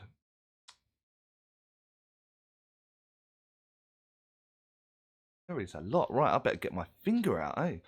I found it. Right, okay. So, Jane, thank you so much, Charlie, for taking the time of your evening and answering my questions. Again, as I said earlier, thank you to everybody that joins me. Be pointless doing a live if no one joined me. I don't know. It don't show me how many people we've got on here, actually. Oh, yeah. Okay. So, cool. That's quite a lot of you, actually, isn't it? So, 52 people. Cool. So, Laura, hello. When you become a medium, how do you know that was your calling? Did you have a reading that led you down this path? For me, no, I didn't have a reading to lead me down the path. Is it my calling? That's up for debate, isn't it? We can't really go into that. Is it by design? Did I design it? Did I agree to do it? I have no idea. All I know now is that I'm doing it. And so I do it to the best of my ability. And I want to improve that ability on a daily basis. Is it my calling? But I do understand what you mean. Did a medium lead me down the path, or did a reading lead me down the path? So no, the calling for me, or the way I ended up here doing this, was I lost someone very, very dear to me, and through researching a spirit world or spiritualism, through researching, I started to have questions. And so the more questions I had, the more answers I had to find, and the more answers I got, the more questions it gave me, which led me on to needing more answers. And because that happened, it just sent me down a pathway of reading literature or watching videos to eventually go into what I would then later on learn about would be a circle or development. And then that was good for a little while, and then it led to like demonstrating in circle, and then after a little while of that, it was like, you should do this publicly, you're okay at this, you know, which was like, yeah, whatever, to mediums cancelling at an evening of demonstration, and I would have to fill in, which led to my own diary, which led to people asking me, how do you do it your way? I like the way that you do it. To me, going, well, I can show you what I do, which led me on to being a teacher, which led me on to wanting to debunk what other teachers do that I believe are false or inaccurate, which led to the channel, which led me to live Q&As like this evening. Yeah, bit of a strange answer that one, wasn't it? I'd have to listen to that one back, but I'm not sure I ever knew. I just went with it. I just went with it. Hazel, someone told me she saw something posted about you doing a mentorship in 2021. You've answered her, yeah? Okay, but I've now read it out, so I'm going to have to answer other people. So it's for the UK, that one, so it's local. Okay. The quality of your videos is so evident. I am spoiled by the fact you have the dead cat that gets rid of the wind as well as the quality of the sounds. It is hard for me to listen to other stuff. The dead cat's here. It's in shot. I don't know if I can. I don't want to ruin it, but it's just in. No, I'm gonna ruin it. So it's here anyway. Just in front of me. Tap tap tap tap tap. But very very well placed. Just out of shot. I don't know who I owe thanks to for the dead cat, but I think the viewers paid for the dead cat, didn't they? Yeah, it was on PayPal. It was on PayPal. Yeah. And that was all the people that send me PayPal. So I save it up, and when I need something, I purchase it. So and the dead cat is one of those purchases. But thank you. Yeah, I've almost skirted past your compliment there, Miss Responsibility. So thank you for your compliment. Yeah, it will get there. In my head, it's going to be 100,000 subscribers. That's in my head, that's what it is. So I will go to prove myself right at some point.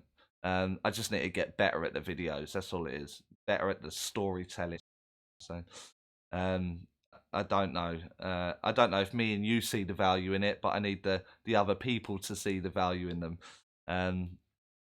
But cool. So, I appreciate your voice. So that's the person called the light of my life.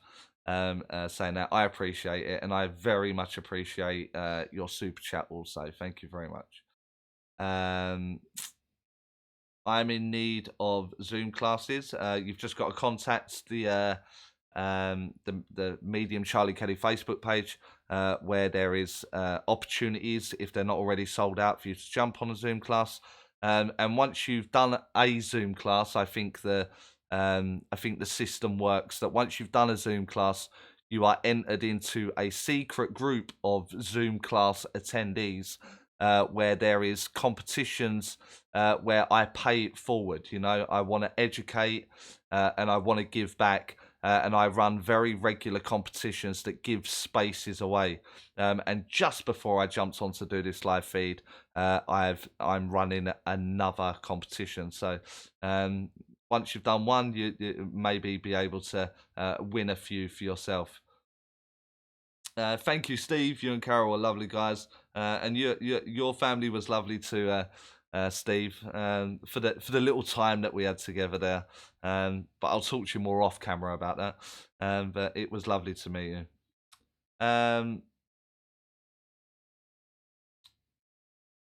So Lorraine says, "Hi Charlie, how is everyone doing?" I think we're all doing good. I think we are, Lorraine. Hope you're doing well. Why are names confusing? Because we give so much value to it. That's why. And it's one of those things. I've done a video called Getting Names. Yeah, you're going to put it up. So that's going to go up now, where it's all about the value that we put in names. So if you have a look out for that, it's about to go down at the bottom there, Getting Names. And I think a lot of people liked that video, so it'll be something that you can get something from. Yeah, I can't help scratching Hazel. I'm completely roasted, and I need some sort of cream, but it's absolutely. I feel like a dog with fleas. Not that I know what that feels like, but it's the analogy of that. I will try. I will sit on my hands, Hazel. I'll sit on my hands. What? How do I? Solara. I'm a complete beginner here. I can feel spirit, but I receive zero evidential info. It's like I'm mute. The mute medium. How can I receive evidential info? What are the every basic first steps? Have I done videos on like the first steps? I'll do a video. I'll do a video for it, so my regular community won't really love it, but yeah, there is one, isn't there? Beginner, yeah, there is a video. The video's about to go up, but it's already up. So don't. It's about 3 under you, Solara, under your comment. Just don't pressurize yourself. Enjoy the experience, but there's a lot of information within that video. I'd imagine that you can take a lot from. Yeah. Uh, I I can connect to so the person called the light of my life. I can connect to spirit, but how do you tell people? Hey, I talk to dead people. Who wants a reading? I would let your reputation do that for you. Um, so when people ask me, I'm actually about to do a video on this one. Um, and you wouldn't express it in a way that I talk to dead people. I've already done a video on that, but there's something where your reputation will precede you and they will find you. Don't ever try to get your own work. Don't ever try it.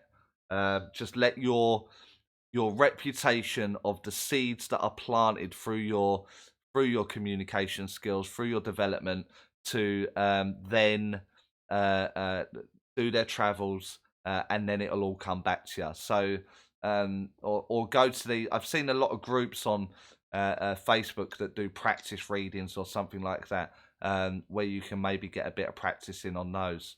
But I wouldn't ever ask for work. Never ever ask for it. Yeah. Jane Garland, when I give a reading to my mother, when I gave a reading to my mother, I describe a bag she used to have, but that is all I could get, just describing items. That's psychic work, Jane. Yeah. So another video's going up. I don't know what that one's called. Psychic versus mediums going up now for you. And because you're only getting items and you're describing items, what you're doing, and again, if you already know this, I don't mean to offend you, but someone else may take some value from it anyway. What you're doing, I have to very quickly change the camera, is when you're connecting to person, so your mum, for example, what you're doing is you're just plucking information out of her auric field. That's all you're doing. So this one will be the bag, and this one will be the shoes, and this one will be that holiday, and this one will be that leg she broke, and this one will be whatever, so on and so forth. And that means that you're in the psychic gear or mechanic. It's very difficult, not impossible, but very difficult to read for your own close people. It's very difficult because of the trust you have to have in your mind. Not impossible, as I said, but it can be very hard to stop your mind getting involved or getting in the way. So Shika Luna, do you think it's important to join a spiritualist church? Important. In my opinion, I would like to see you attend spiritual churches so you get an understanding of that foundation of where it started, and it gives you an understanding of the community. So I think it's important in that sense. But there are some of the worst things I've seen in mediumship have been in a spiritual church. Some of the worst information I have heard given is in a spiritual church. So it comes with its own problems. But I think the experience will absolutely benefit you in the long run. So I would like you to. I would like you to attend one. Is it important on the whole? I honestly don't know, but I would like you to attend one just so you have that understanding of what it is and what it's about, which will maybe give you another angle or thought to your mediumship. Claire R. Hi, Charlie. How do you deal with people in open circles? They interpret you mid flow. Direct when you are going, direct where you are going, tell you how to work, give descriptions, which is not evidential. Is it worth going? It's very, very hard, and again, it may be a clash of personality. Could be, could also be ego. It could also be. There's so many variables there, Claire. People shouldn't be interrupting. Everyone should have their moment. And constructive criticism at the end can maybe benefit. People may then have an opinion where they could say, well, you should have done this, you should have done that. What I will say is they will never see the way that you see it. They will never feel the way that you feel it. They will never do that, because the energy, the intelligence of that energy is moving through the mind of the instrument, which is you. And they cannot be in your mind. They are not your mind. That energy would just simply have to pass through their mind. So their interpretation will always be different to yours. Their feeling will always be different to yours. So I would maybe highlight that, which will maybe lose friends and maybe get you kicked out of a few circles. But I would highlight that your mediumship is unique, like everybody else's relationship with the spirit world is unique. Therefore, thanks for your input, but I don't want your input, and go from there. There are ways of saying that much more politely. I'm just not that way. I just say it as it is. So I understand where you're at. I've been there. It is difficult, but I would just remind them that they can't see it, feel it, hear it, taste it, or sense it in the way that you do. So let you work, and they'll have their moment if they already haven't had their moment. Jane Garland, have you got to really concentrate on your mind when doing readings?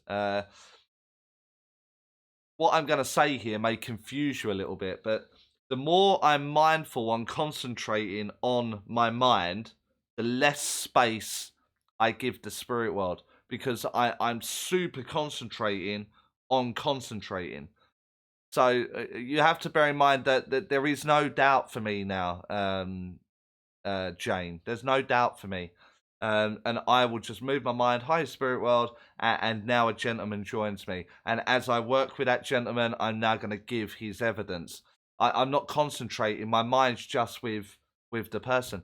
Now, that is exactly the same way as sitting in Starbucks. Me and Jane Garland, we go for a flat white in Starbucks, but we choose to go Saturday afternoon. And while Jane is telling me about the day she's had, I can't then turn around to everyone and go, excuse me, Starbucks, can you all shut up? I'm trying to listen to Jane. Jane's telling me about her day, and you lot are throwing my mind, or you're throwing my concentration. You just don't think about it. You move closer.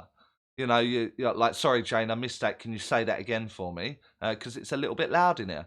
I'm not concentrating anymore. I'm just focused on Jane telling me her conversation.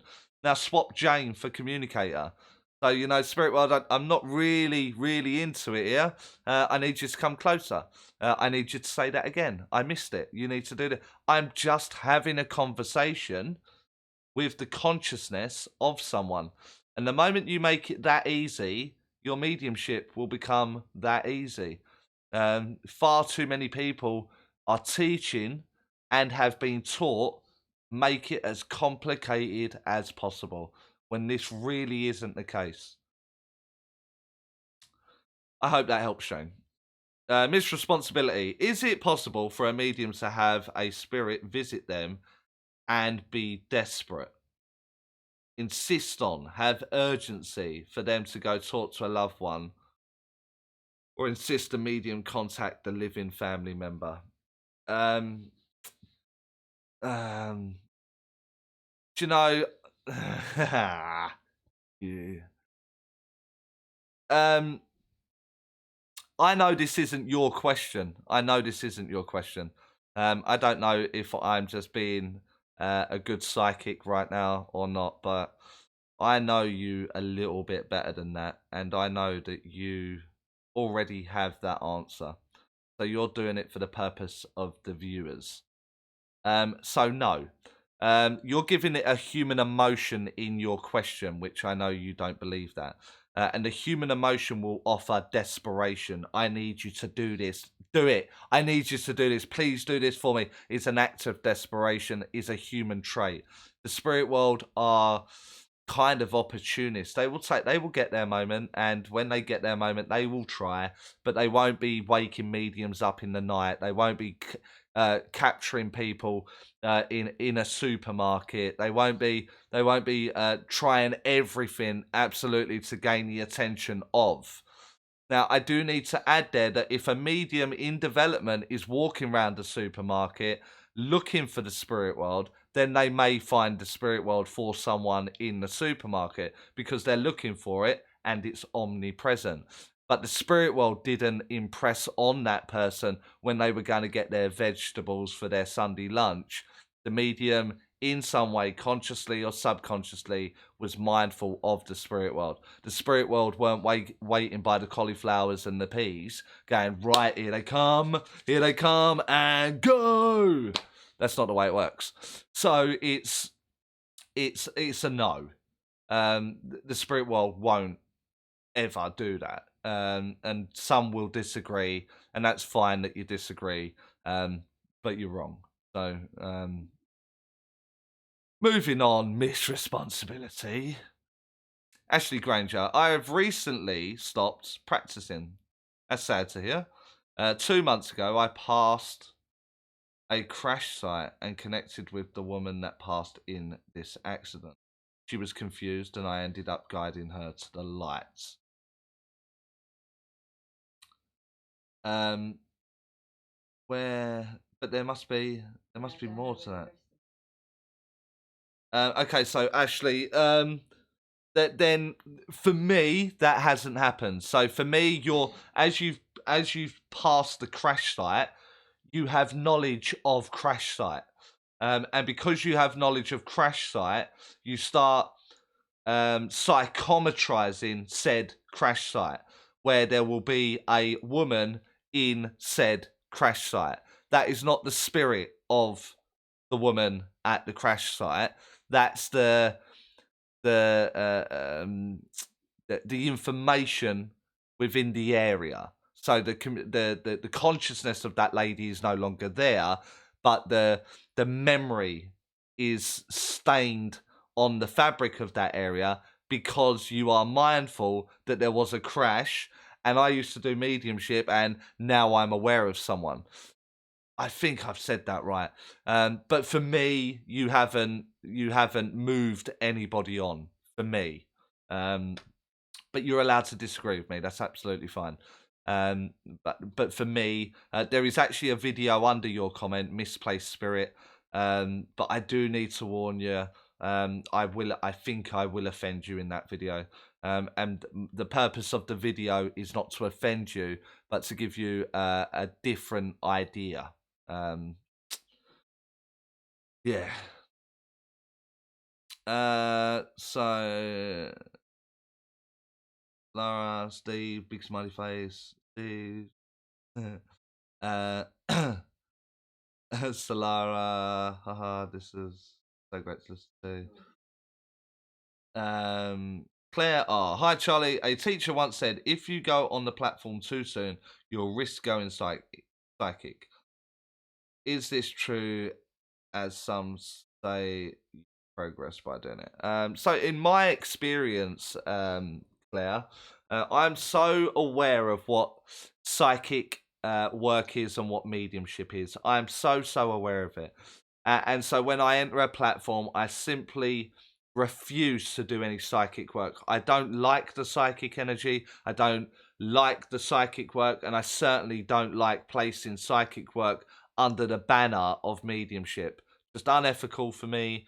And I would much rather work with someone's loved one, and feel the presence of all of that and all that wonderful stuff that goes with mediumship. In my experience, when I went on the platform, it taught me to be better on the platform, in my opinion, and that for me was a wonderful thing.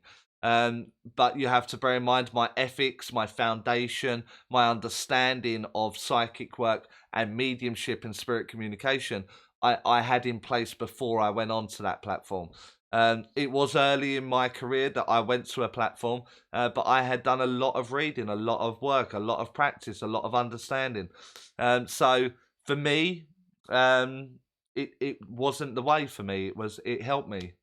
Um, but again, that's just my experience. So I don't know if you can take anything from that, to be honest with you. But I'm just sharing my experience there.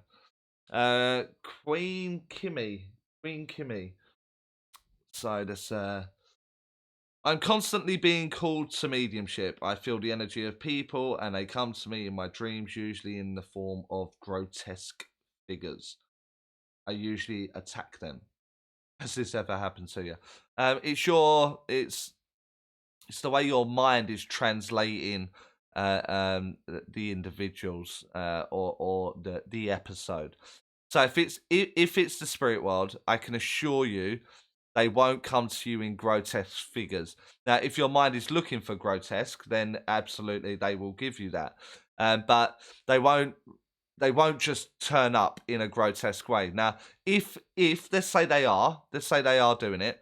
I remember this one time when a spirit communicator come to me, and I was working for their sister, very locally.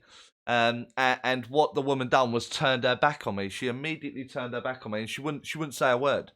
And I remember thinking, oh, well, how ridiculous is this? It's like you've come all the way from the spirit world, and now you've turned your back on me, which I now know is like a symbol, or making me aware that the family had turned their back on her, or she had turned her back on the family, or whatever. And I remember just saying, "You need to turn around. I can't hear you. I can't see you. I don't know what you're trying to do there.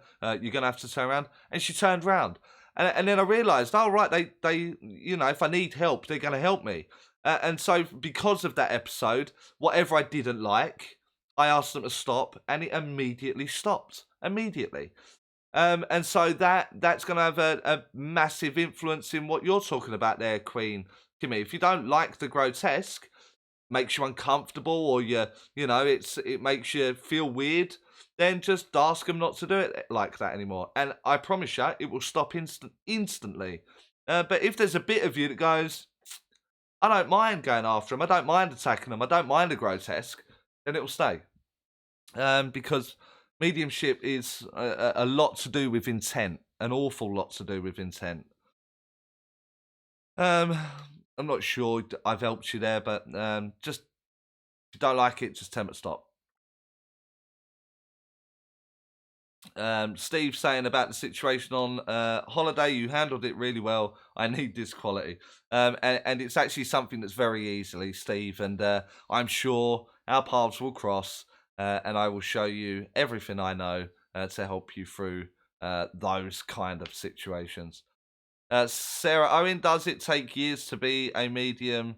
Teachers used to tell me it does. Does it take years to be a medium? Um,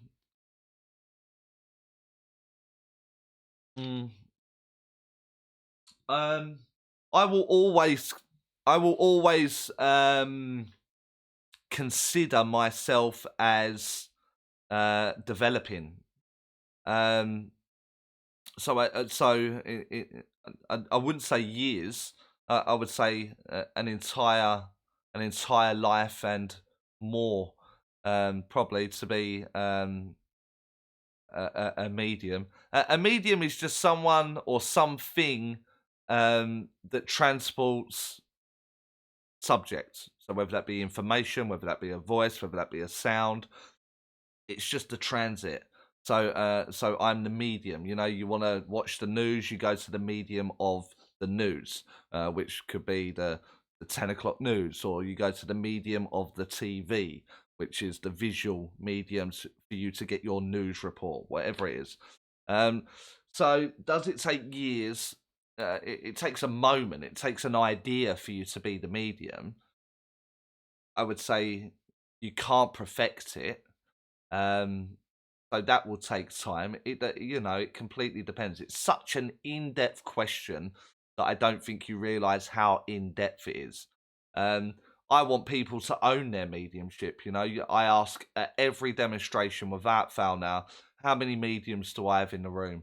And I know some of the mediums in the room, and they won't put their hand up. They don't even own it, their mediumship. So, and there's other people that have done a 2 hour taster on someone's Zoom or whatever, and now you see them 2 days later saying $95 or £90 for a one-to-one reading, and you're like, it was your first class for 2 hours 2 days ago. What are you doing? So I think anything takes time, doesn't it? It's how do you want to be adequate? Do you want to be good? Do you want to be outstanding? Will be down to what you put into it. It's not all going to come just like that. It's just not going to be that way. Laura Witt, thank you so much for that. I disagree with some people in my circle because how I hit a controversial subject. Your channel and approach to mediumship helped my progress and understanding so much. Thank you for watching. Yeah, you are the reason I do the videos and the channels and the Q&As and all that kind of stuff. So it's there for those people that want to break the mold, in effect. Do you believe we can pick up on others' emotions in everyday life? Absolutely. You're a sentient being. You are spirit having a physical journey. And to do that, you have this auric field. Through that sensitivity of that auric field, you're absolutely going to pick up on everything in everyday life. Do we need to protect ourselves? Never been a believer in this. However, wondering what we may use with our own emotions. In my opinion, no. There is a very, very old video on open, close, and protection, and they've come up. In my opinion, no. Yeah, it means you're handing your power away if you need to protect. I don't allow that. It's like if you invited me round. Who asked that question? Claire. Claire, you invite me round to your home. And you invite me for a cup of coffee, let's say, and you very quickly need to go to the washroom or the bathroom or the toilet or the whatever else it's called. You need to go there, and you go there, and when you come back, I'm stifling through all the cupboards and the drawers and everything. You wouldn't allow that. You'd be like, "What are you doing? This is my home. I offered you around for a coffee, and you're going through everything." Out you get. This right here, let me change the camera. This right here is your home. And if you want to allow people in and stifling around your drawers and your cupboards and your secrets and all your problems, you want to let them in, then that's down to you. No white light that you envisage around that is going to help you because you still allow them in. Or I can say, no, this is my place. You lot can do one, get out. And I invited you for coffee and you're taking liberties and you're going through my cupboards and my drawers and all that kind of stuff. That, in effect, puts the barrier up. People know what they're going to get. I'm not having it. I don't want your negativity. I don't want your stories or your gossip. I don't want your excuses. Just get on with it. Just do it. And that sets that up for me. So like attracts like in a real simple kind of way. Hope that makes sense. Claire, I think that was. Yeah, I hope that makes sense. Denise, any tips for allowing self-doubt to block our ability to move our minds to the spirit world. There is a video on that as well, something about doubt. Doubting self or something, isn't there? The video's going up for you, Denise. But doubt is the single biggest problem within mediumship. It will be the one thing that absolutely destroys it every single time. So don't allow it. But there is a video going up that gives you a much more in-depth look to removing that doubt from your mind. Doubt is fear. Doubt is lack of knowledge or understanding.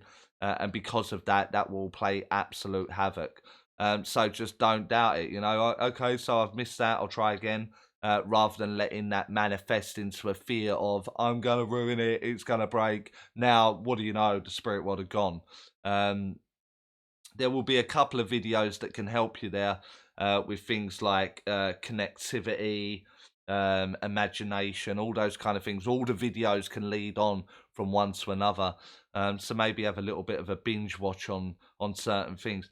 But if you've got a problem with anything in mediumship, I usually label the video as that, you know. So I keep losing connection, then it will be something like connection, connectivity, or open, close, protection.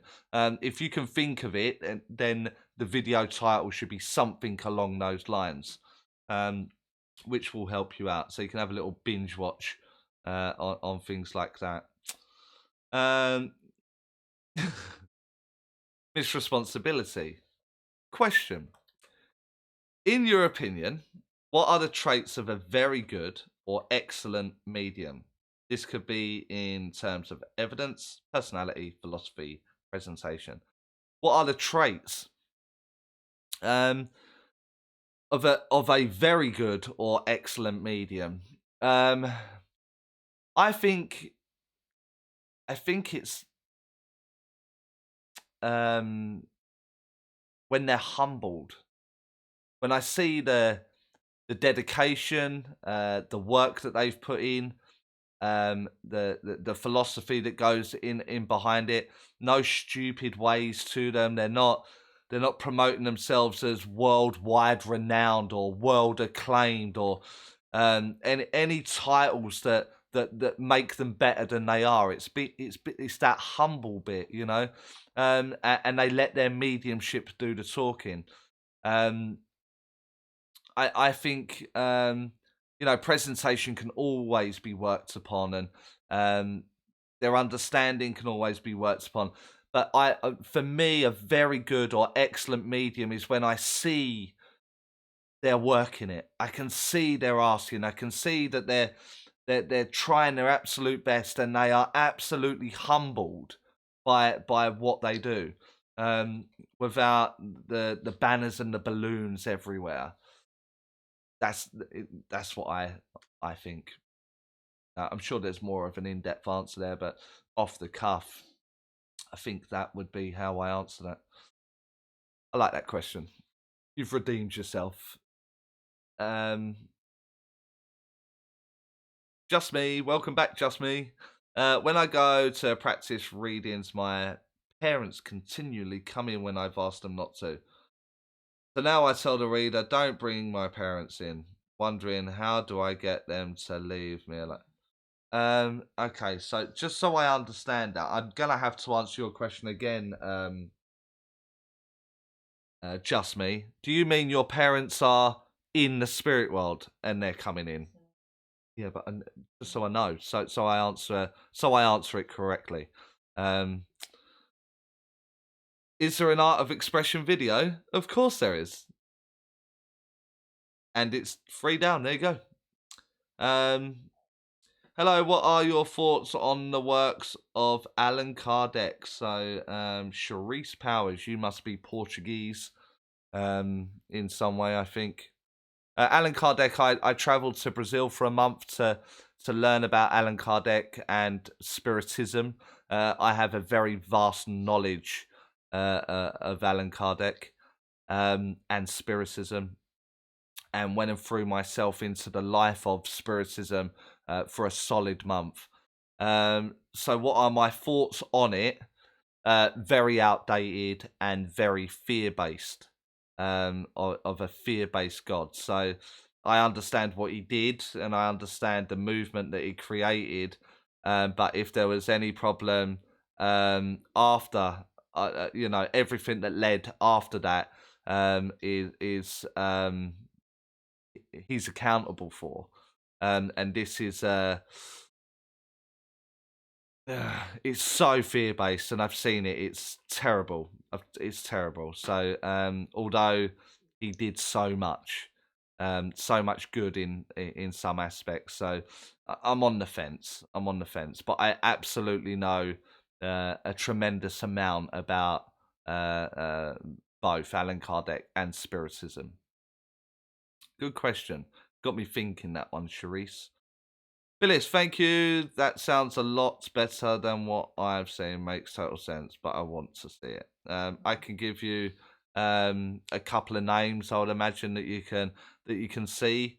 You may or may not like it, but we'll see. Yeah, maybe I can pass on a few names for you to watch. So the person called the light of my life. I live in Indiana. People look at me like I'm crazy when I say I can connect to spirit. And they will. They're scared. Maybe they don't understand. You know, it's one of those. It's not so free that everyone accepts it, and it is going to be challenging.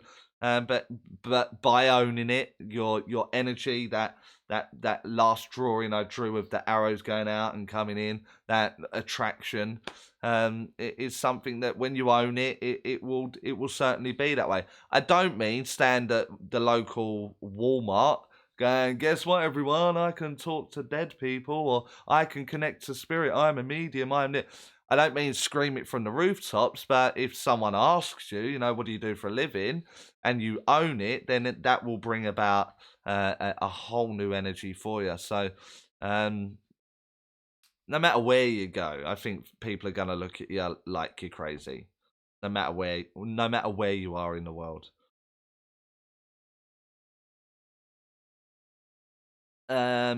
Jane Hills, do you think the spirit world are just as excited to communicate with us as we are with them? Do you think that they are looking to find ways to make communication easier with us? I think they are absolutely showing us new ways. You see new computer technology, photography, radio waves, sound waves. They're trying all new different things.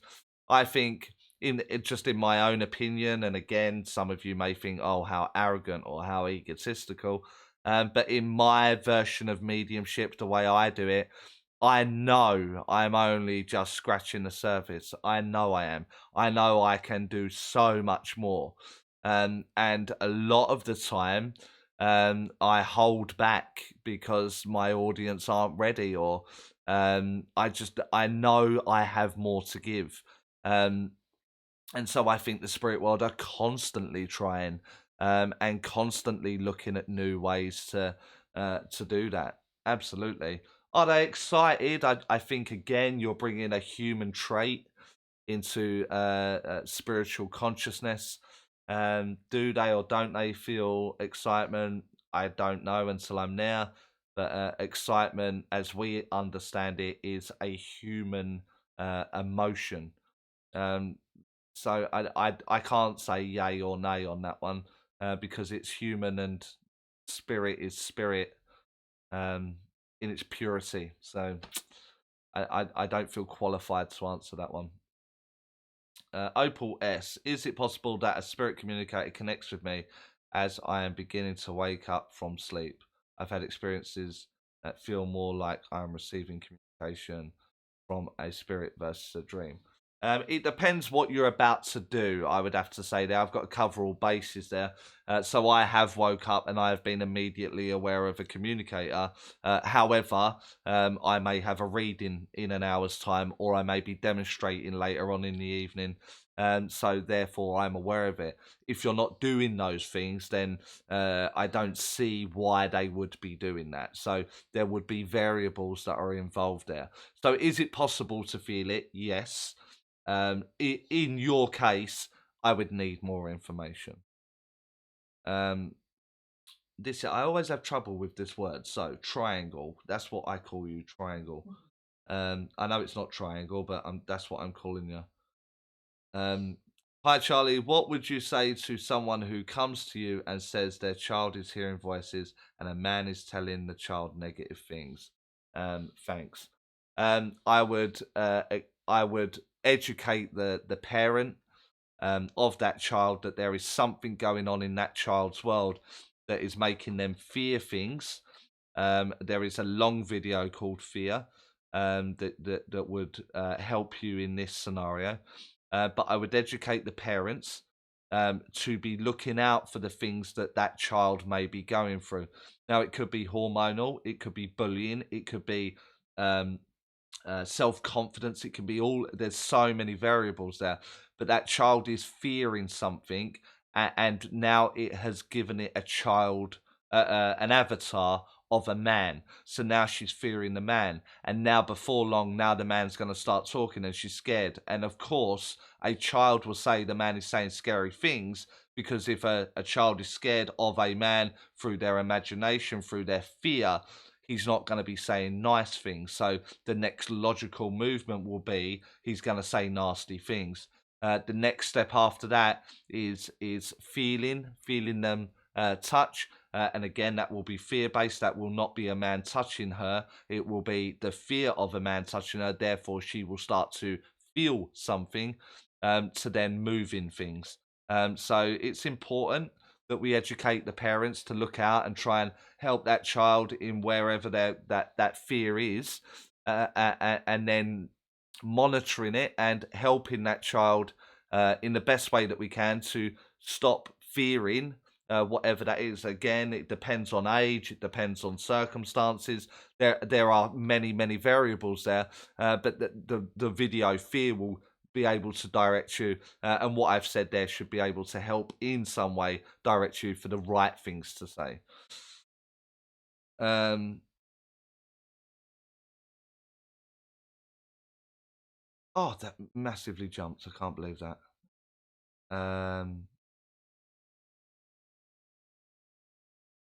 Oh yeah, I love controversial. Yes. Question. She's done it in capital letters now.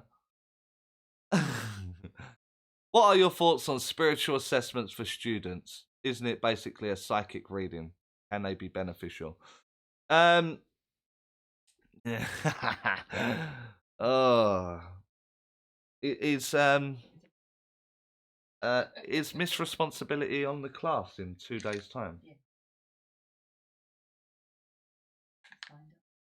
Did she? Good. Good. We will have fun. So, what are your thoughts on spiritual assessments for students? Isn't it basically a psychic reading? So I'm going to try and draw it. I'm not sure I will be able to, but let's try. I need a camera change. I have to get a drink as well. So, psychic reading. So let's try and get this camera so it's working. You can see that, right? So auric field to auric field. Psychic reading. The way I do spiritual assessment is I move my mind to the spirit, whether it be guides, my team, loved ones, whatever. I don't have to prove that existence to that person. It's an assessment. So the spirit world will tell me via whatever voice, guides, loved ones, etc., the things to say, only I don't have to prove the communicator, therefore making it a spiritual assessment. I think I made that really easy, really simple. That makes sense? Yeah, I think it does. I think that makes sense. Right, let me grab a drink. I've been talking for 2.5 hours now. So, and have we all still got you in? Are you all still? Are you enjoying yourself? That's the main thing. Are you learning? I just realised that's just going to add a lot of Thanks very much, Hahaj. I won't. I won't use the B word ever again. And he means blocked before you people twist that. So, Queen, I often hear voices when I'm falling asleep. One time I heard a very clear voice and I felt someone push my head and say, get stronger already. Ghost guide. Yeah. No, they're not upset. It may be a level of encouragement. It won't be a ghost because ghosts are completely different. Have I done a video on ghosts? Yeah, okay. Oh, yeah. Paranormal. It's already posted. But guides will be encouraging. I'm not saying they tell me off, but I can't have someone going, oh, you're amazing, you're this, you're that. That just don't work for me, that sort of stuff. Sometimes I need telling, and the spirit world won't tell me, but they'll do it in a way that I feel like I'm being told.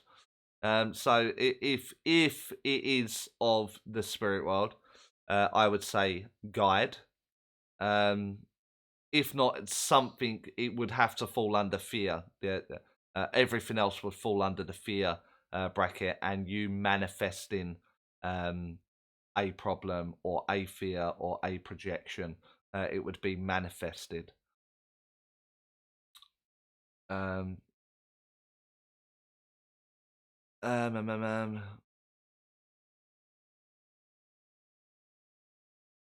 I don't know how to say that word. So I'm pure Zion. I'm pure Zion. So okay, I'm pure Zion. How can you identify a spirit who has passed on to the light versus earthbound? That's really, really easy actually. Because there is no earthbound, so it can only be of, in your terminology, light. Spirit is spirit. There is no light versus earthbound. Everything else is a projection or a trying to find a good word for it. But it's like I don't like residual energy. I don't like that. But it's like an imprint of something, like a photograph being left behind, and you're seeing the photograph. So it will be light. Um, uh, So it's just a few people saying thank you, and I get uncomfortable saying thank you out loud. So there was a few there, so one covers it all. I used to be one of those ones who wouldn't own my mediumship. Laugh out loud. Now I look back and laugh at myself.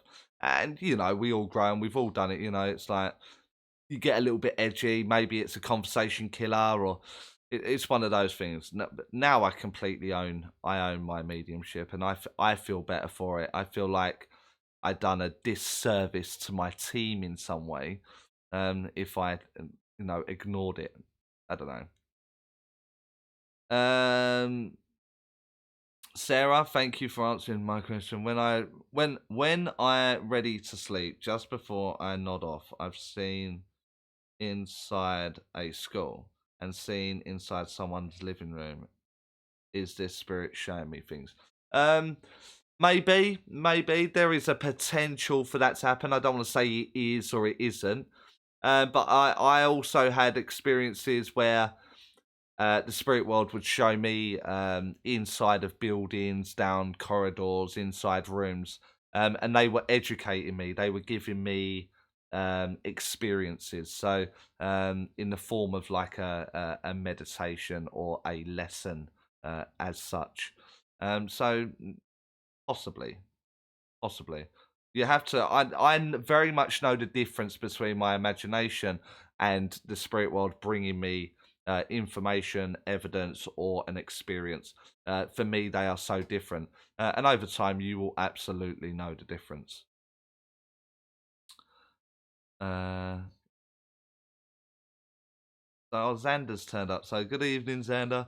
Um, hey, I'm new here. What's this channel about? Mediumship.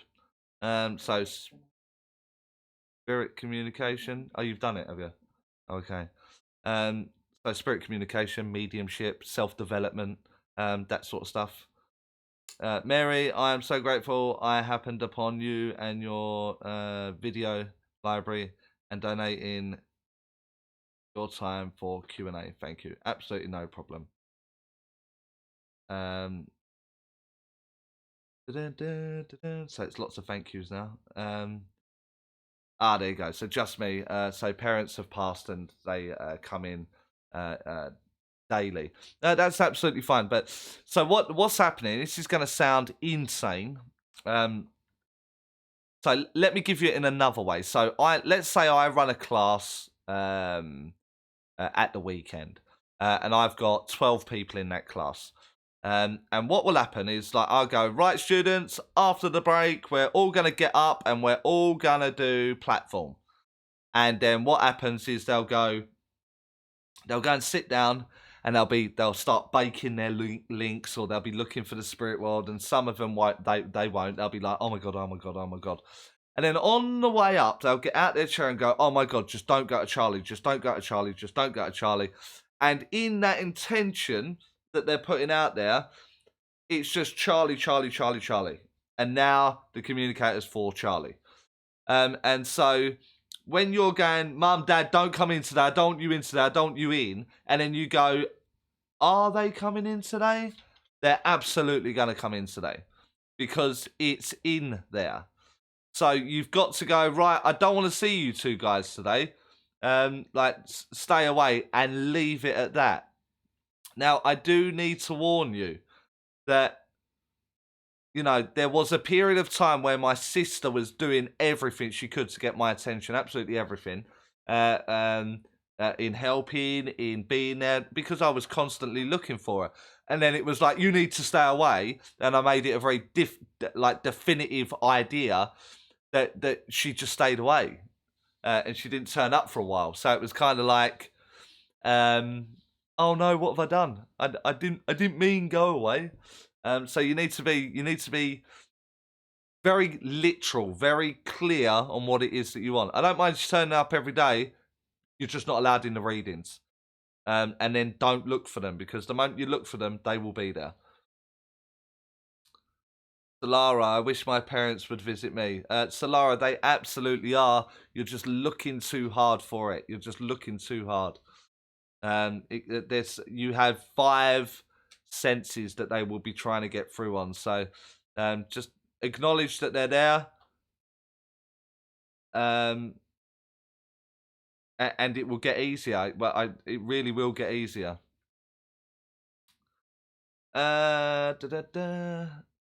Enjoying and learning. Good. So great Q&A. All right, thanks, Charlie. Great as usual. Wouldn't miss this. But anyone, Happy New Year. Happy New Year to you as well, Honora. Okay, there you go. So that's answered that. It's okay. You haven't got to say that, Tony. It's not that I want to go. It's not like we're 2.5 hours, which is great. It's like all part of it. Could do with a cigarette now, but if there's questions there and I can help, as I said to you earlier, I will do it. I will absolutely do it. So, sorry, I know you want to go, but last question. How do you know when you're done working with teachers and going to workshops, etc., and just need to start doing your own thing? So I can only answer in my experience with that, Tony. And for me, it was when everything they said to me seemed wrong. So I would counter-argue everything. But what about this? But what about that? But what about that? And I would counter-argue everything, that I wasn't receiving teaching. It was like we were clashing in class. So, and then what I would do is I would go away and I would do my own thing. And then every maybe 3 months, every 6 months, book into a workshop or something with someone that I valued their opinion, just to make sure I was staying on track and improving. And that's when that happened for me. But again, I'm not sure other people would answer you in that way. So I don't know. I don't know. I would maybe try a little bit on your own, and then, as I did, went back every now and again just for someone to say, you realise you're doing this a little bit too much, or you shouldn't present in that way because of, and they give you good constructive feedback. I hope that helps. Miss Silver 41. Does psychic info come from me or guide or spirit? I know I'm reading the person in front of me, but where does the information come from? Yeah, okay. So what happens is the information is, hopefully a few of you are answering Miss Silver 41 in your head. But what he's going to say is this and blah blah blah. So therefore you're learning. So you're the reader, and you move your intention. You move your intention to the person, and their information will come in. So you're reading their auric field and what is enclosed within that auric field, which is their spirit, their being, their human. I think that makes sense, doesn't it? That makes sense. I'm having a cigarette for you if that helps. Thanks for that. Sarah, thank you. I'll take loads from tonight. So keep learning this spiritual journey. Should I just keep meditating, and I'll soon communicate with spirit. I like you just you know, as a little bit of a heads up, meditating is not the answer to absolutely everything. I do need to warn you about that. There are so many videos on the channel now where I think you will get some value from. Some of it may go completely over your head, and some of it may just you just completely disagree with today. It's just one of those things. But I wouldn't fully concentrate on just meditation. I wouldn't do that. Um, uh, there are some things there that will help more than the meditation, but hopefully we see a marked improvement, nice and quick. I'm having a see for you. Just read that. If you add on to that, then do you still ever do workshops or anything now? Not now, Tony. My students teach me a lot. So they'll ask a question, or they'll ask for a mechanic, which will mean I've either got the answer or I have to go and find the answer. And by going to find the answer, I teach myself in that way. And some of my US students and my students here in the UK. My mentoring in the UK is of a very high standard now, and so I learn from them, their questions, their ways, and implement it in that way. I'm not too arrogant to say I can't be taught now. It's just I don't think I respect someone's relationship with the spirit world enough to go under their wing as the default, as to say I will listen there. Um, so yeah, my students, I teach them, they teach me. It works all round. Mediumship is all about trust, says Xander. I think every medium struggles with this trusting now and then. At parts of your journey, absolutely, it happens. When you get to year after year after year after year of doing it,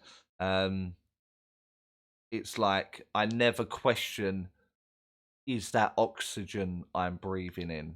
I never question that. I know the air is there. I know it's there. um, and that's how the spirit world is for me. I know it's there. I know what's going on. Opal, I was practicing my mediumship almost daily, and then I had a difficult experience with a teacher. Although I understand what happened, it feels like my desire to practice is dormant.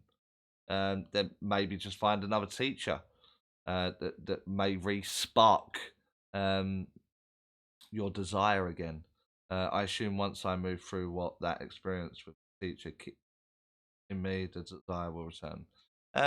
Then sit down and process it. You know, like, what was it? Why did it make you react that way? What did it affect you? How did it affect you? How did you react to that affecting you?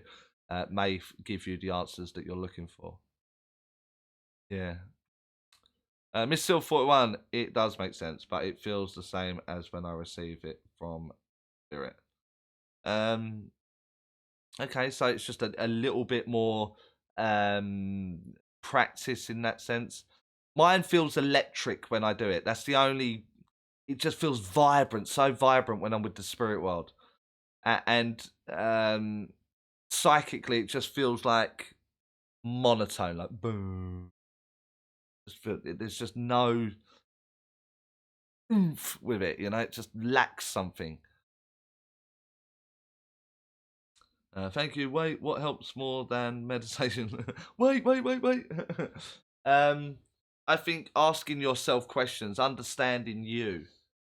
You know, so I would sit, not meditation, but I would invoke or invite the spirit world to sit with me. You know, here's my sofa. We've got an hour. I would have meditated, but I'm going to give this hour to you, and then whatever experiences I go through, I'm gonna give to you, and I'm going to acknowledge it as I go through it, and then, you know, maybe one time you'll sit and nothing, and then a range of colors or emotions that you go through. There is a video called self development, which has just been added at the bottom, but also a video called develop on my own. Um, that will help you also. Jane Garland, I want to be a medium and not a psychic. How do I change? Well, for me, I had to be very disciplined and not be interested in the clients. I've got no, sounds harsh, but I've got no interest for the person sitting in front of me. It's my awareness and my attention is that of the communicator, and intention of the mind, not interested. Which can be a hard transition. Sarah says the same. Charlie is an. Oh, you nearly read that out. So, very kind, Hazel. Um, mirror work. Mirror work is very, very good. Hard. It's very hard. But mirror work. I'm a big advocate of mirror work. It will tell you truths that no one else will tell you. um,